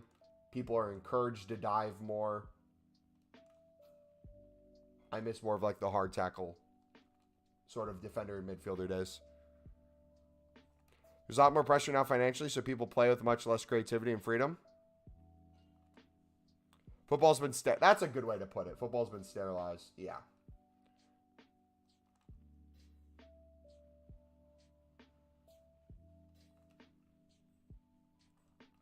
I also get disappointed internationally too, depending on the competition. And I guess it depends on the team as well. So it's not going to be an exact team. I feel like the way international play happens, the way it breaks up a season, is more annoying than beneficial. Like, you'll be into the Prem season, you'll be into the Championship season, the Bundesliga, all the top leagues, and you'll stop for a week or two and have group stages of a tournament, or you'll have, like, the next round or some friendlies. And although, like, for some players it might be a nice break, I think for a lot of them it just puts them in potentially pointless games where they could get injured. And depending on, like, the system they play in, how much they're needed and like what it's actually for, may or may not feel like it's completely worth it. Like the United States, for example, the United States is still trying to figure out a lot of what their future reserves are going to be, or potentially future players trying to break into the 11. There's a relative 11 that will be established for Copa America coming this summer that I think they'll continue to go with. But outside of that, like, friendlies are mainly going to be used to get that team ready. And if they're happening when the season's not going on, I enjoy watching it. But having, like, Sunderland not play for 2 weeks, having Dan Ballard go play for Northern Ireland and pick up a thigh injury because he was the starting center back, and I don't know, it's a random team. Poland, Liwa decided to do a horrific tackle on him. Now he's out for a few weeks. Something like that pisses me off more than makes me excited to like watch them play. But I don't know how you balance that, because the season's already long. There's already a ton of games. You don't want to completely remove them. And during summer, there's normally competitions anyways. And you need to qualify at some point. I don't know how you break that up. I don't know. I also think football, like the world and like people, is never going to be perfect. And I think there's a beauty in the imperfection. There's a beauty in the always trying to find ways to improve with never reaching potentially the perfection, which I'm okay with. But it doesn't mean you can't keep trying, right? To get better. There's one year in the Prem where all the Goal of the Month contenders were just 40-yard screamers. You don't get that nowadays. Yeah.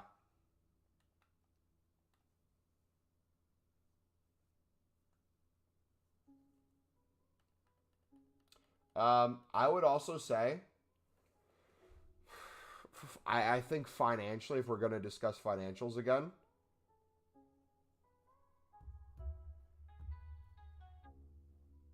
I like the idea of people making profit and being able to use that profit to buy players. I don't like the idea as much of just a club's owner giving them a crap ton influx of money just randomly because they're a rich owner that a lot of the other teams might not have. Then again, depending on how they spend it, they could spend it relatively well and build for like the future. So like if Sunderland's using it to not maybe buy like a all-star striker, but instead putting more resources in updating the stadium, putting more resources into their youth academy at the Stadium of Light, or the Stadium of Light. What's the youth academy called? Academy of Light. I would see those as like good business investments. But like when you see that in the Prem, you see like Newcastle get a takeover, and now they just have like infinite money. It's like, wait a second. I'll be fair. I loved Almiron as a player when he was in the MLS. And he's been relatively decent for Newcastle. He's like the one player I can tolerate. And even if they get good bargain buys or a player grows into more potential, it's just frustrating to see just how much advantage you get with all that money. At some point in the future, every Premier League club will be owned by a billionaire. I'm curious to see how bad football inflation gets, though.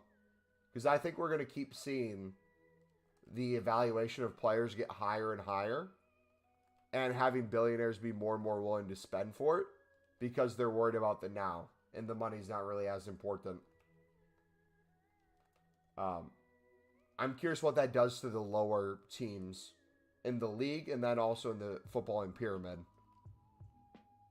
Because I think the gap just gets infinitely larger.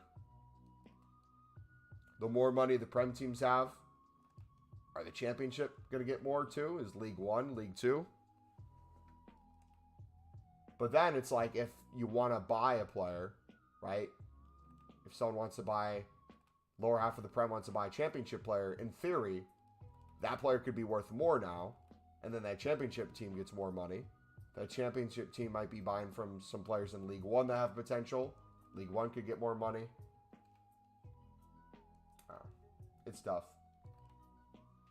Again, I don't think there's any way it will ever be completely fair. But at the same time, I think that adds some beauty to it. For example, as a Sunderland supporter, the expectation going into this derby on the 6th is Newcastle is a team that was just playing European football, right? In theory, this is a team with the amount of money and resources they have. They should dominate a Championship team in the FA Cup, 3rd round. It should not be a competition. If Sunderland even holds their own, it will be very impressive. Obviously, I want Sunderland to win. I want them to dominate. But think about the David and Goliath-esque situation that would be if Sunderland can pull a result against Newcastle.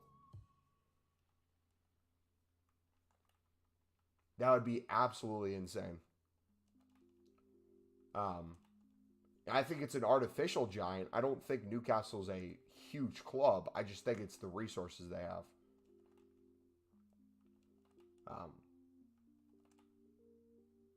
But then again, some could argue like, oh, Sunderland has a lot of resources too, right? 40,000 plus people at the Stadium of Light, most home games. They get a lot of money for that. Their history, how long they've been in the Premier League, their academy, all these different areas. It's never going to be completely equal. Heck, even what you're willing to pay for a player. If someone wants to go to Saudi Arabia to make more money, and Saudi Arabia is willing to pull them out of European market, one team in a league might get that money, and then another team doesn't.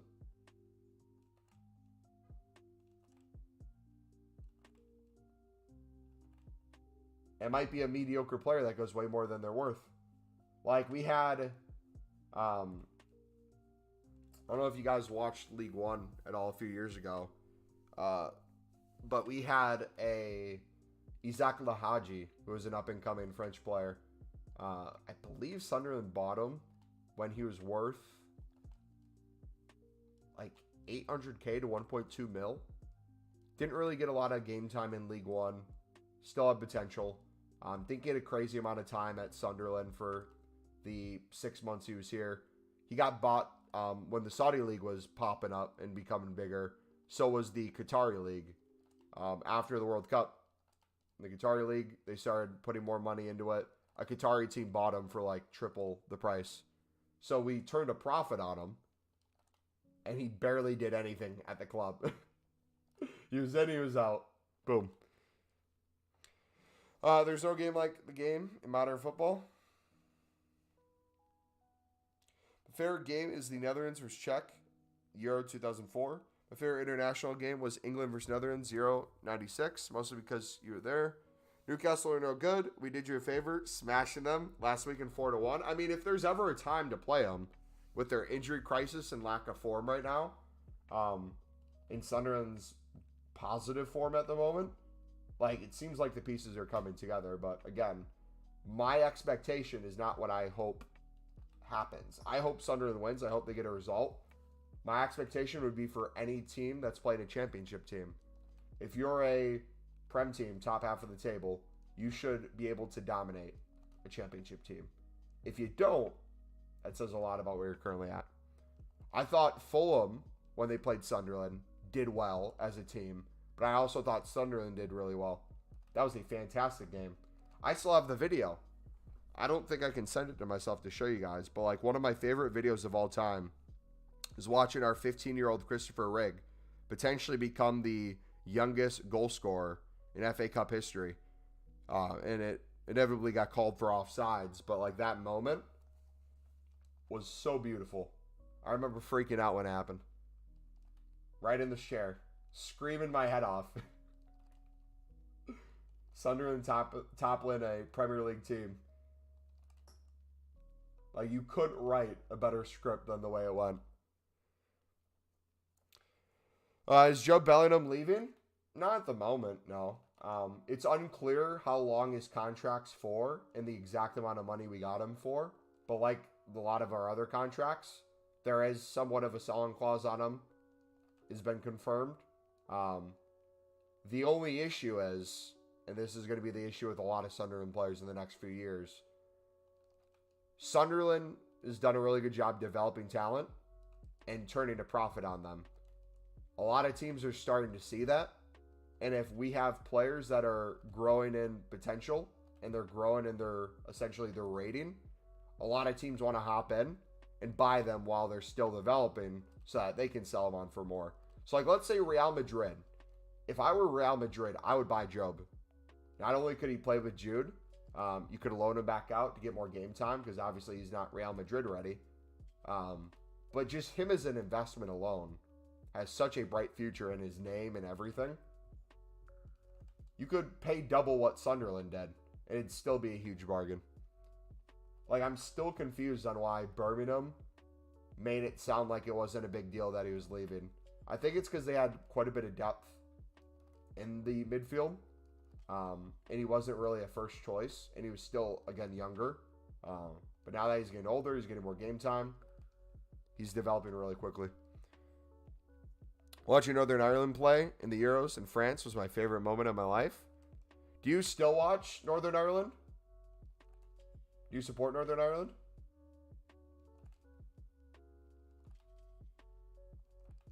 If so, what's your thoughts on Trey Hume? Mr. Mustache Man.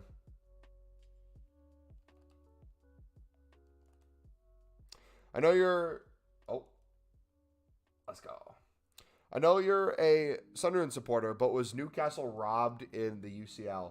Are you saying robbed in the sense of the... Was it the game against PSG? With the penalty call or whatever? Or the no call? Whatever happened on that play? Or are you talking about something that happened against AC Milan?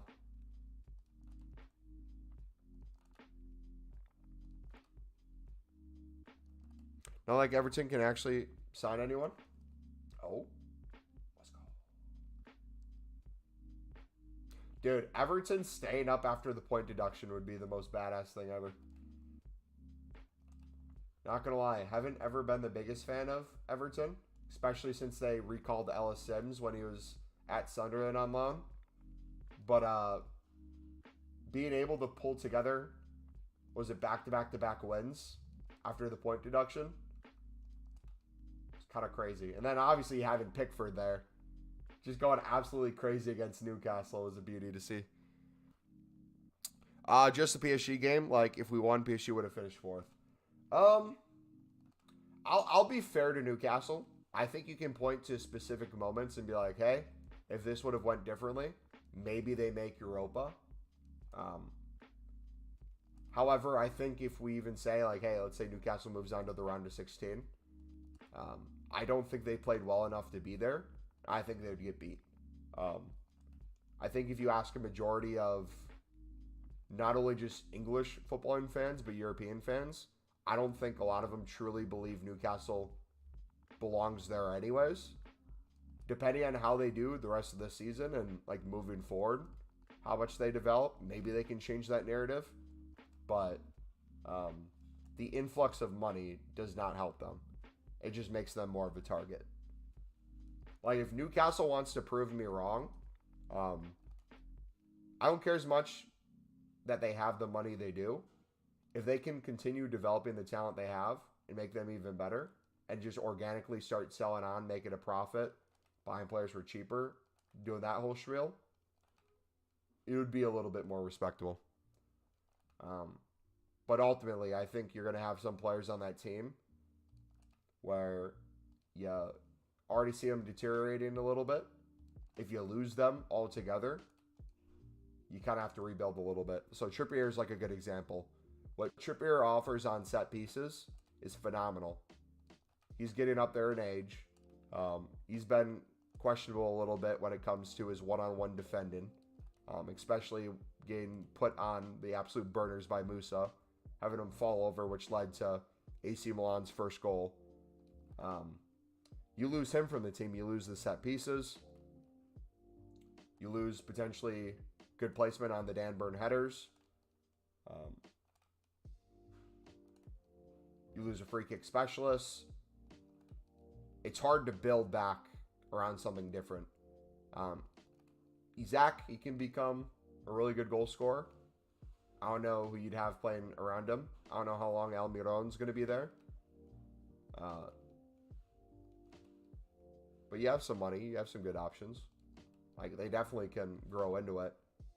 I don't think top 4 would be realistic this season, though. I think top 8's doable. And if they push into top 5 next year, I think that would be expected. I don't know.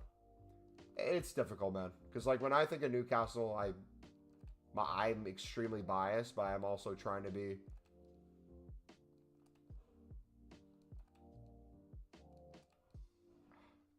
They also have an injury crisis, but a lot of clubs do. I don't know if you can use an injury crisis as a complete excuse, but I think it can be understandable for form. I think that's a fair assessment. So I think depth is something they need to work on too. If they can get more quality depth, I think that'd be a little bit more respectable. especially if it's not just spending mass amount of money for depth.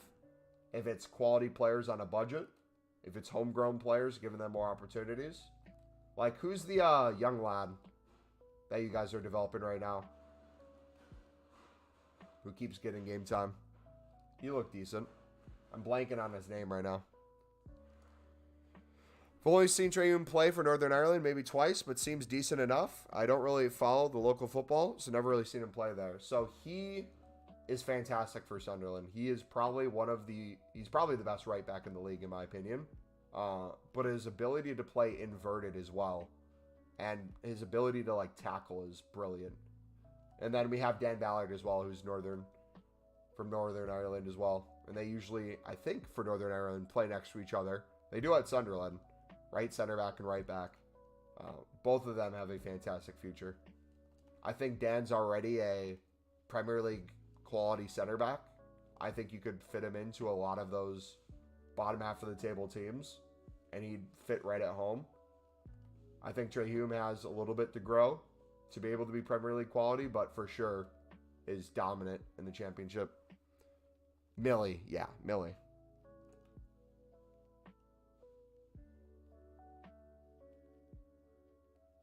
It's a good experience for Newcastle, but very tough. Group? Yeah. Motivation to regroup. Go hard to try to get back in the CL. It's always difficult, too, because the CL, you get placed from the season before, right? So you're going off of how you finished last season for the competition you're in this year.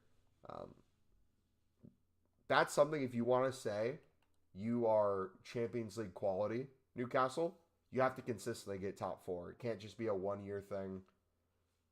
Then you ride on that, keep talking about it. Just keep proving you belong to be there. But it's going to be extremely hard to get a top 4. Got Liverpool, Arsenal, City, Villa. Purposely not saying United. If Chelsea ever turns it around and becomes a winning club, the amount of resources they have.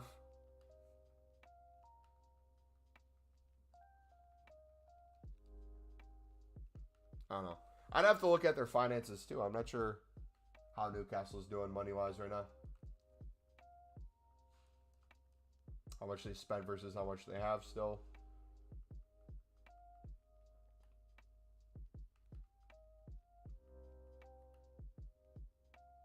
Spurs? I didn't say Spurs, my bad. It was assumed you guys would be top 4. Yeah, nah, you guys are looking good.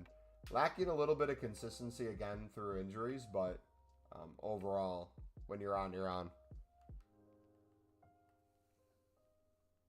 I was going to say, my team have conceded more than we have scored this season, and Newcastle are still below us in the league. That can't be good. Yeah. And there are definitely some stats you can look at as warning signs, and some stats you can look at as positive, even with negative results. For example, one that Sunderland had pointed to a lot is the amount of goals Sunderland a few weeks ago had scored in the season. They're one of the top in the league at goals scored. They had one of the best goal differentials, and they had almost every single position on the pitch besides striker having a goal. They had really good possession. They created a lot of opportunities, got a lot of shots on target. But if you pay attention to the game, all that's pointing to a positive direction. But a lot of those chances were Jack Clark cutting in from the wing, Pierre Ekwa taking a shot from the midfield. Not a lot of those were strikers in on goal, has a good crack. Now it's becoming a lot more of... Have you seen the cookie or the pizza cutter? Do you know where it is? I have no idea, no. You come look, you're the one who puts stuff away.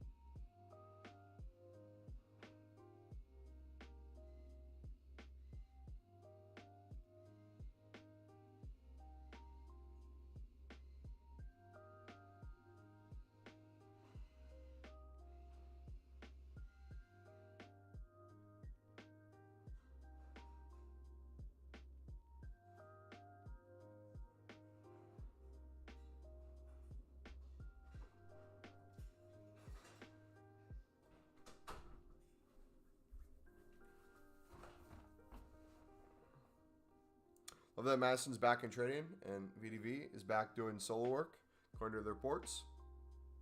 Imagine Chelsea and City get relegated from the Prem due to financial fair play. So, interesting enough, I honestly think that could be a potential penalty for them.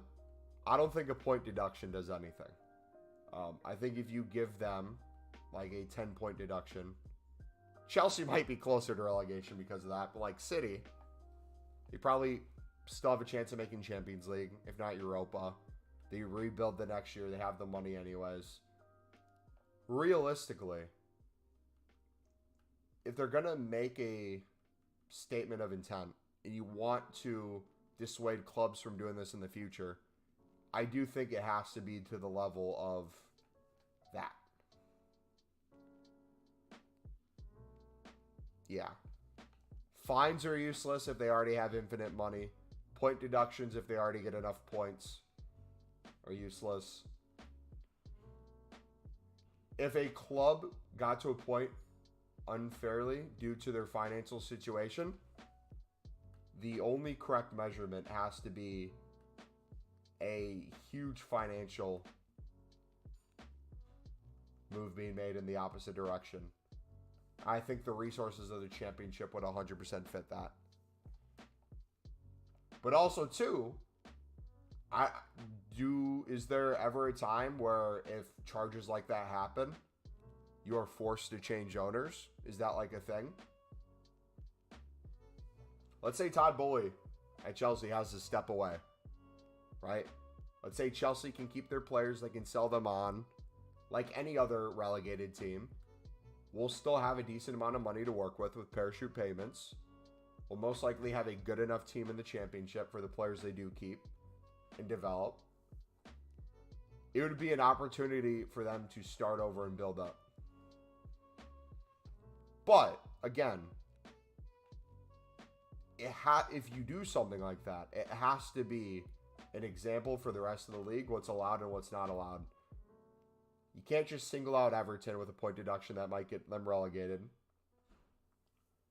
and just let City and Chelsea be. That can't happen. Todd Boehly owns the Dodgers, and he just signed one of the best players in the MLB on I believe it was a 10-year, $700 million deal, and they're deferring a majority of that $700 million until like the final year of the contract so that they can build around Otani, the player they signed.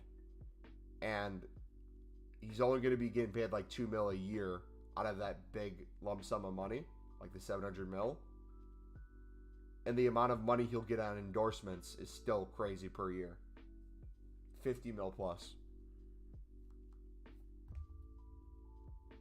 That amount of resources, no other teams in the league can really compete with that. Or a majority of them can't. You look at MLS signing players.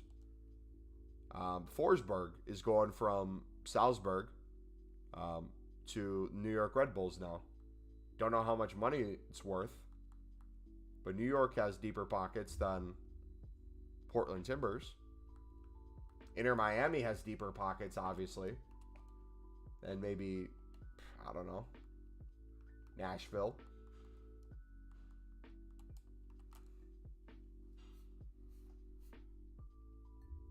Walsh Club is facing a 141-point deduction. Jeez. It's a disgraceful that teams are missing out if City and Chelsea have been acting unjust. That's the thing that people don't consider when it comes to this enough is the damage they've done to all the other teams. Like, all the losses they've had or the close games have decided whether or not another team gets promoted or relegated due to matchups against City or Chelsea. Yeah, that's true. Teams are missing out on revenue, not winning trophies, not getting CL, etc. Yeah, I would even think like the cups would probably be the biggest impact of the table. How many teams potentially have played City or Chelsea where they maybe had a chance to win a cup game if it was close, if they're playing more of their reserves. Then you bring on maybe players that are like Holland, and then they score a hat trick. I don't know. I haven't paid enough attention to City and Cups to know the lower teams they've played.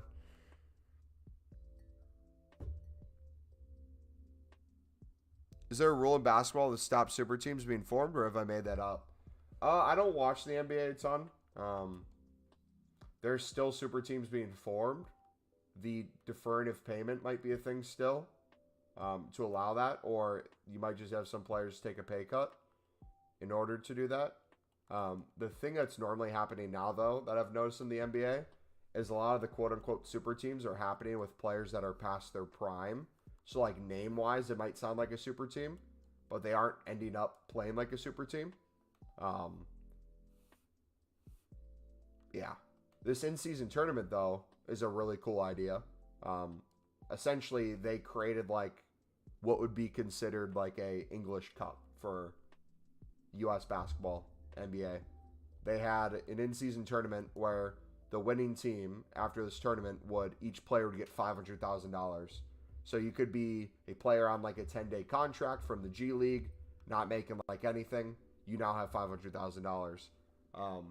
It's all just NBA teams, but I think they should open it up to the G League as well for this tournament and invite European teams to come too. I think that'd be cool.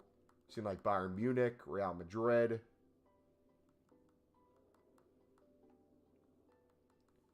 That'd be a cool opportunity. Players who lost out on honors and have since retired can't get their career back. What are your guys' thoughts on, maybe this is just me thinking from a perspective of a championship team. The Prem, it's obviously going to be a completely different mindset because you want to do well in the Prem and stay up. One of the biggest reasons why I'm not in a rush to get back to the Prem, or I would be understanding continuing to develop in the championship for a few years. Maybe like making playoffs but not winning it, losing at Wembley, yada yada. It would suck. But like one of the positives of that is like all the players that you invest in, that you get to know for that year or two, that are slowly getting better, becoming more quality. If they're nowhere near Prem ready, but they're really good in the championship, I would miss seeing them play for Sunderland. So, like, a example of this is Triantis, who is a Australian/Greek center back that Sunderland signed from the A-League.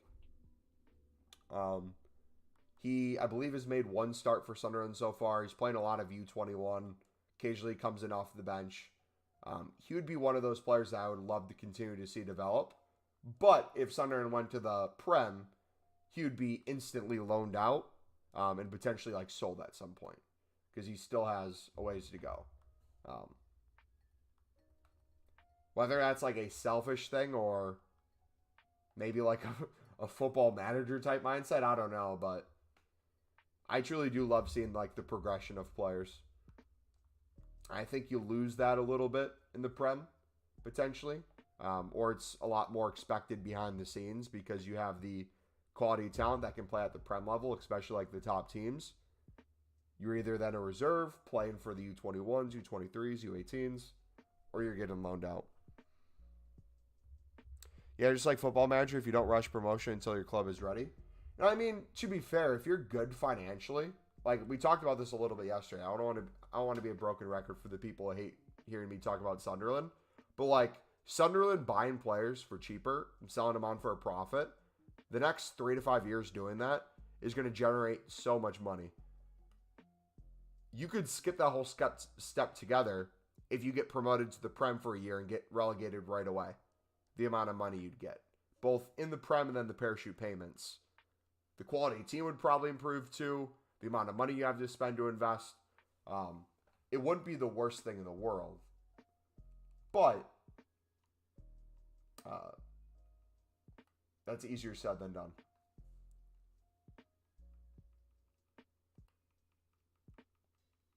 I just have PTSD from really bad contracts. So I would be very hesitant with Sunderland in the Prem with a lot of money. being splurged on like 1 or 2 players. You definitely have to follow the same kind of point now, which I don't know if it's exactly like the Brentford Brighton model, but essentially there's tiers. So like this summer, Sunderland signed a lot of players. A few for a few million, but most were like 250 to 500K. In a year or two, they developed 3 to 5 million players, right? So you invest in them, you give them time, game time, they grow, you sell them on for profit. You do that with a few players, or you sell like a Jack Clark for 20 mil plus. You then have those 250K to 500K players. The next time you need to replace different positions, you're now looking at investing in players worth 2 to 5 mil, right? And that 2 to 5 mil, you develop them to 10 mil plus, 10 to 25 mil. You sell another one for 25. You now have a budget to potentially work for a few players for like 5 to 8 mil. They have room to grow, sell on for more profit. I love the beauty in that, because I've seen the negative direction of slowly seeing the money dwindle away, overspending to try to save your current situation, get you out of relegation, have super high wages in the championship, not be able to get them out of contract, slowly see that diminish. I hated all that, so I really enjoy seeing the slow build-up. Unless you have an owner that takes the profit, no. He definitely doesn't take the profit, but yeah, clubs that do that would be really interesting. Sunderland's model is more of, if a player's worth 2 mil, we'll be able to sign him for 1 mil or less. But it'll be on a crazy percentage selling clause. And there'll be bonuses throughout each stage. If promotion, this. Buyback clauses potentially too. Like, we're going to run into some of those where it backfires a little bit. But backfires in a good way. Like, Tottenham's going to get some money for Jack Clark when he gets sold on. But rightfully so.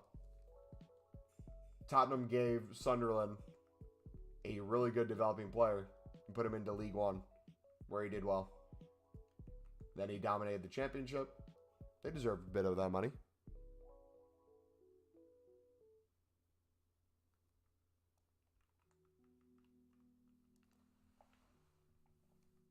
Not your owner, just in general. Yeah. Glazers, for example, take the profit and put more debt on the club. That's like the disconnect, though, right? Like, the way the Glazers have run a club, and the way a lot of Prem teams run a club, they don't have to need to sell on players for profit, buy for profit. A lot of them just spend to try to get results. Like, some might turn out to be selling for profit, or like turn out to be a good investment. But like, the amount of wages you're willing to give a player, or the amount of money you're willing to throw in a window to potentially to right some wrongs, hasn't seemed to be working. And yeah, that's difficult. You talk some good football chat, Reed. Have you thought about creating a side football stream to bring in other viewers for that content? I mean, there's definitely some things I've considered, but like, in general, if I had to compliment myself on football knowledge, it's mainly through just Sunderland, because I'm literally watch 24/7 Sunderland news and everything going on. I understand like the footballing culture, the managerial style, the club's culture, the direction they want to go. And I can explain that really well. In order to do that, though, I do not spend a lot of time watching as many Prem games as I used to, or other championship games. So, like, my knowledge drastically falls off from there. So if I did, it would probably be like Sunderland based, but even then, I'm an American with a footballing opinion. Not really going to be respected too much. Not as an excuse to not do it, it's just like the reality. I'd rather not get into fights with strangers on the internet over emotional football takes. Like, the things I enjoy talking about are like the financial sides of it. Like, how can this become a positive thing? So like, you'll hear me talk about contracts, loans, that sort of thing. I'm not going to be like, okay, Anthony was bought for 86 mil. He's played 25 games. He's scored 1 goal and had 2 assists. Let's evaluate how he's doing right now. Is he worth the price tag? How much is he worth? Should they get rid of him? Like, I don't give a shit. You could do a Sunderland fan stream. I mean, I follow a lot of the guys who do that sort of thing on like the Sunderland TV and fan pages. Got a little community. You'll see Jacob coming occasionally. He's one of the mods for Amir. He's a huge Sunderland supporter, so he's always like DMing me and we're talking. He was one of the 4 other people in the Sunderland live stream watching the U21 team in the unlisted Sunderland stream with 1,000 people watching, 4 people active in chat. We were talking about the direction of the club. That was fun. Liverpool's owners don't get enough hate. Yeah. I also think, too, here's another interesting aspect that's not true just for football. It's other sports and businesses as a whole.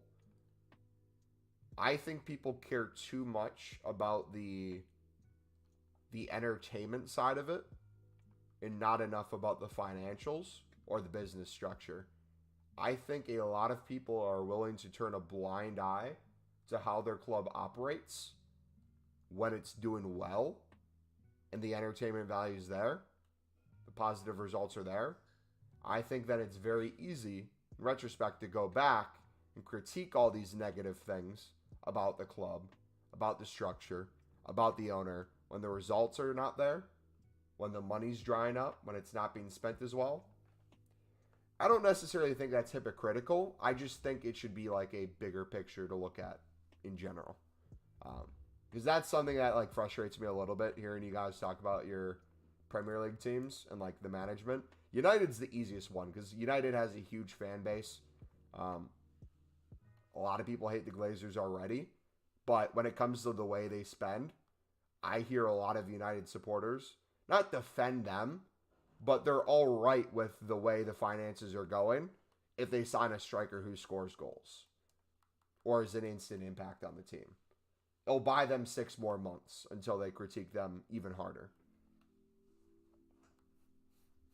I think if United got a new owner, it wasn't the Glazers, and they had to operate in transfer windows with less money and buy more conservatively, I think all the people, or a majority of them, at least 85%, who complain about the Glazers would then complain that they're not spending enough with the new ownership. So it's like the grass will always seem greener on the other side. Yeah, dude, that Spurs game was crazy. You guys scored in the first 5 minutes twice.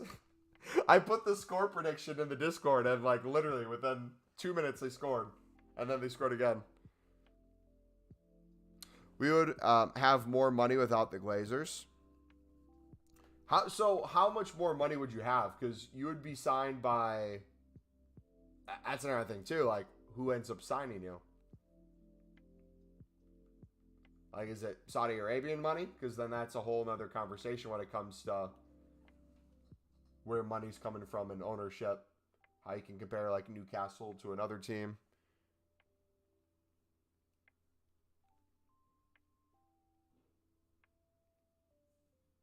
Oh, you guys already have the ability to generate a lot of money. If it can be managed well, and have a positive cash flow, my goodness.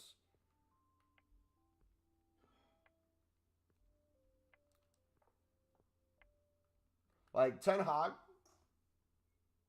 has some areas he's struggling right now. I don't know what the future holds for him. But, like, if you guys look for a new owner, you get a manager that understands what United's plan is for, like, the next 3 to 5 years, what they're building towards. You can successfully buy in transfer windows and make that kind of team that can win you a Premier League in the next 5 years. It'd be a beautiful project. How much more money does United need to spend, though? That's the thing. I don't think having more money would fix the problem if it's spent poorly. However, if they have more money in total and they spend it on better budgeted players that can still perform well and could potentially sell on for profit, obviously that's going to be the safer route to go.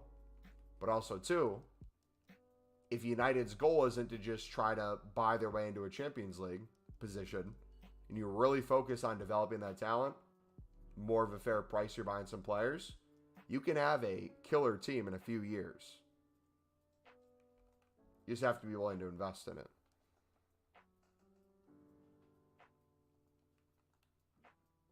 But again, that's easier said than done. Because then you invest in it, you buy more budget players, you don't get the instant results, they're going to be on your head. So the club kind of has to come together and figure out what realistically they should be working towards. Right now, it seems like throw money, try to score with the money being thrown. If not, January transfer window, try to throw more, reevaluate. Let people go, buy more, reevaluate. And it's just doing that over and over. But then again, as much as I'm talking right now, aren't they still top 6? Like, the way I'm talking, it sounds like they're having, like, an insanely bad season.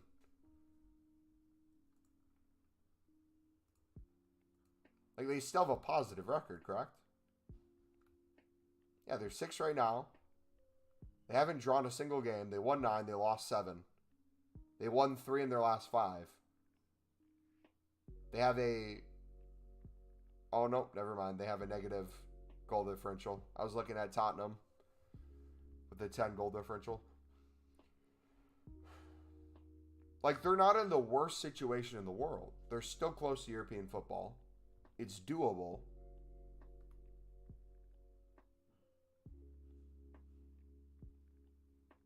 Yeah. Chelsea, on the other hand, 19 points. 5 wins, 4 draws, 7 losses.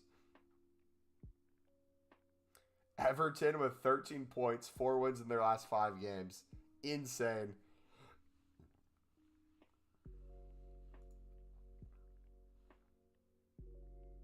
If the owners of the club invest the money in the right areas, then we would already be in a better position than what the Glazers are doing. Yeah. They won't leave, though, because of how much money they take out. They take out the club.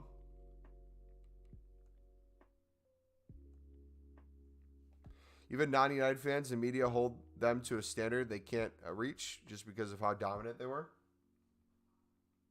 Well, that's like another thing, too, and that was like an issue with Sunderland when they got relegated, or when they were fighting relegation, too, is like people had this idea of how big of a club Sunderland were, how many fans they could get into the stadium, their history, winning that FA Cup in 73.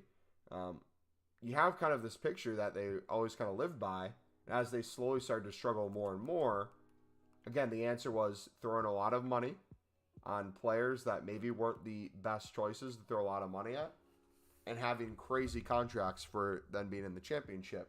To then being in the championship, having the amount of money they were spending, they thought it'd be, an automatic backup. Nope. It fell apart. Relegation again. And you still have a lot of those Premier League contracts.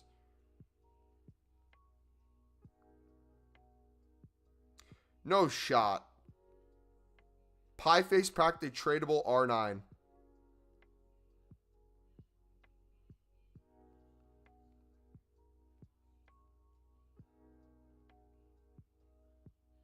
That's crazy.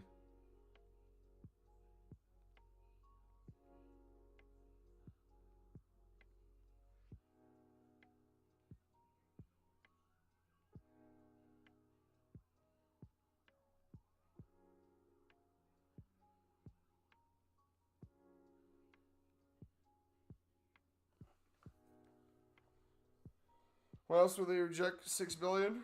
They know how much it's worth to them.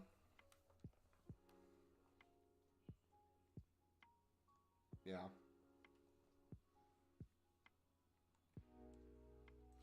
It's crazy though, with like just how many people support United and how big of a club they are internationally.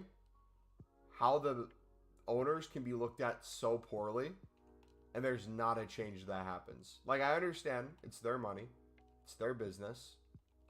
They see United as a pool of money. I get it. I understand it.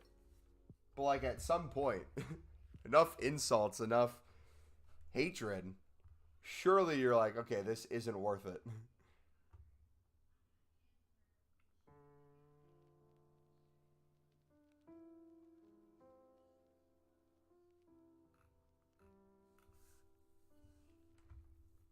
MLS 2024 rule change. If an injured player remains on the ground for 15 plus seconds, they'll have to remain off the field for 2 minutes.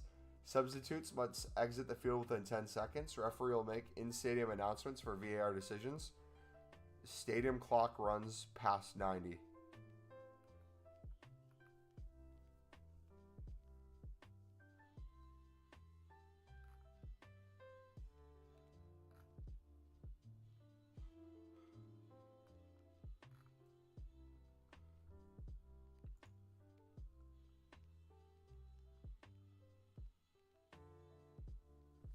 So I generate them so much money, and they're happy with it regardless of the on-field success. Yeah.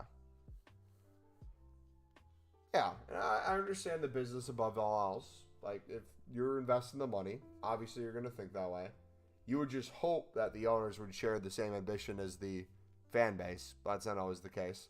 But then again, like, I don't think I'd want Sunderland fans to be able to decide the future of the club. Like, you look at posts of Sunderland after they win a game, we're in the positive direction, everything's great, the model's amazing, keep doing it, this is going to work, we're going to be in the Prem. You lose a game, and the same people just lose their damn minds. Model doesn't work, we need to buy an experienced striker for 10 mil, what is going on, we're going to get relegated, there goes the Premier League, fire the manager, get rid of the owners. Like, it makes no sense.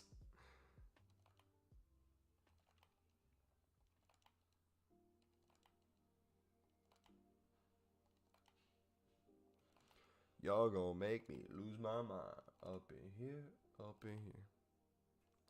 Exactly, and that's the issue. The fans care about what happens on the field. They're not off of it. Although what happens on it's important. You know, in like FIFA, how they have career mode, like set expectations for the manager, and like if you don't meet these expectations, there's a really good chance you get sacked. What do you think Ten Hag's expectations are at the moment versus like what they started with? Because like him being able to win a cup at some point was probably huge. Like, realistically, what was the goal with the Premier League? Just continuously get top 4? Qualify for Champions League? To not lose 7-0 to Liverpool. Bro, one of my really good friends is one of the biggest Manchester United fans in the United States. I invited him over to watch the game at my apartment. And, dude, the pure comedy of how pissed he got goal after goal and just me laughing on the couch was brilliant.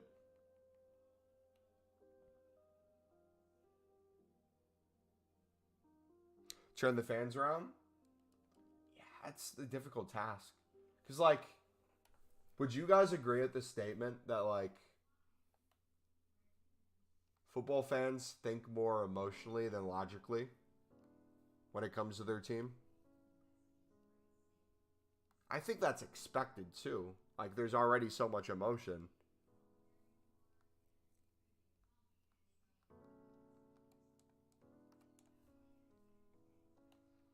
But it's like you almost kind of have to invent a narrative sometimes to potentially change how a fan base feels.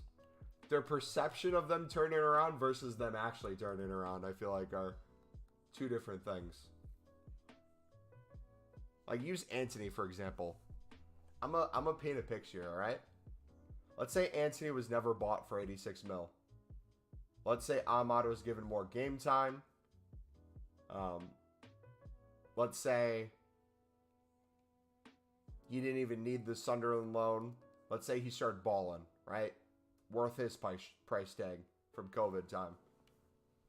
You have that 86 mil. You distribute it throughout the team in different places. You probably buy Mainan instead of Onana. So you take AC Milan's keeper at a lower price tag than he's worth now.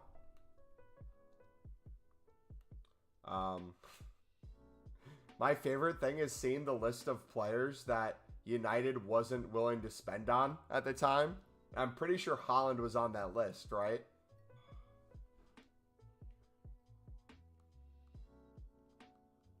Because they didn't want to develop him. Because it was before he went to Dortmund. I think it was when he was at,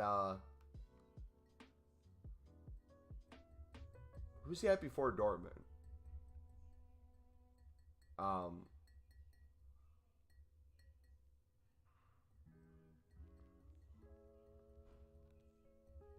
Why am I blanking so hard?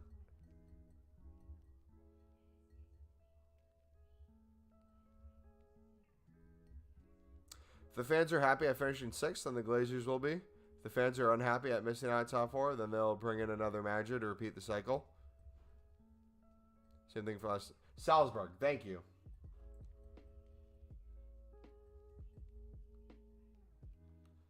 Yeah. Like, for Sunderland, we just got rid of our manager, Tony Mowbray, who came in last year, got us into the playoffs, single-handedly would have given us Ahmad back because of his relationship with him if United decided to loan him out again. We essentially had a deal with Ahmad when he was injured to come back, but we turned it down because we didn't want to pay for the wages of an injured player. We wanted to wait until the January window to see if we could strike a deal with them. He developed a ton of the players. They had a really good relationship with them, but like ultimately, his job was kind of to stabilize Sunderland more and to becoming a more dominant team in the championship, not necessarily winning the championship or even winning promotion. Like, he's a solid, steady set of hands that can save you from relegation, get you from that mid-table to fight for playoffs, but it's probably really going to be hard to push past that. So, like, if he goes to Stoke now, because Stoke just got rid of Alex Neil, who used to be the manager at Sunderland, who left to go to Stoke, and then we got Tony because of that.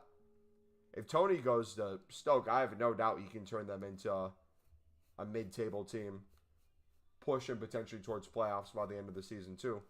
But like ultimately, like the fans wanted more than just him, right? A young, exciting manager would do that. So the thought of even potentially being able to get Will Still from League One is absolutely crazy. And it turns out it wasn't even Sunderland who initially reached out. He came to Sunderland first and was like, hey, I like this project. It's crazy. He wouldn't have gone to United anyways? Yeah, but still, it's just like the thought of it, right? Like the what could have been. Like there was a potential Sunderland player. Who was it? Someone who was potentially signed for Sunderland. It was a young Chiellini, I believe. Sunderland didn't want to spend money on a young Chiellini because it was too risky.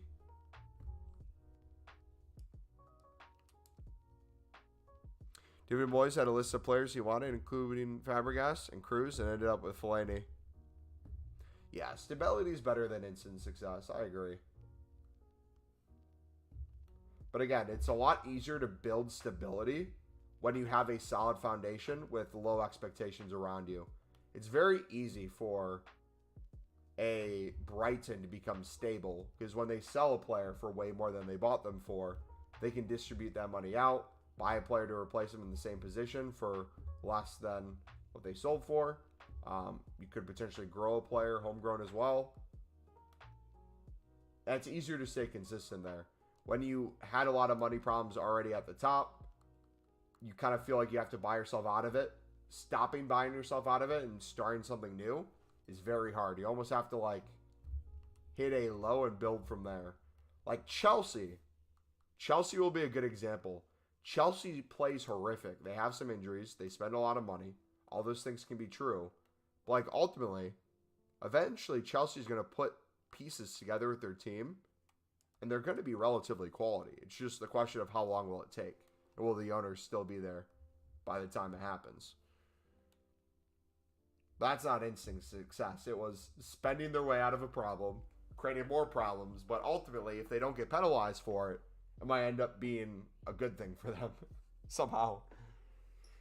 United's recruitment since Fergie left has been ridiculous. Nowhere near the level you should expect for United players. Yeah.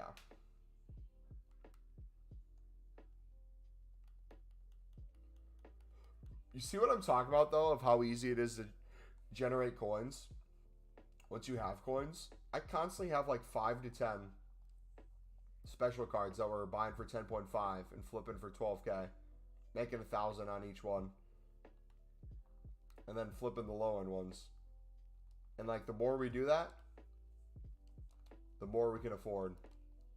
Just do it over and over. But yeah, it's getting late. I know you guys in the UK or that side of the world. It's past midnight now. I'm going to call it a stream. If you guys did enjoy, smack the like button, subscribe if you're new. We'll be live tomorrow, aka today, Friday, 4 hours after new content. I spent $1 million on 2 500K promo packs last night. Rip. We'll have most likely a special card method, probably the Silver Lib and Sud, go live on Saturday because we won't be live on Saturday. That's the day of our Christmas party. So I'll see you guys Friday after new content, 4 hours. We'll go from there. Take it easy. God bless.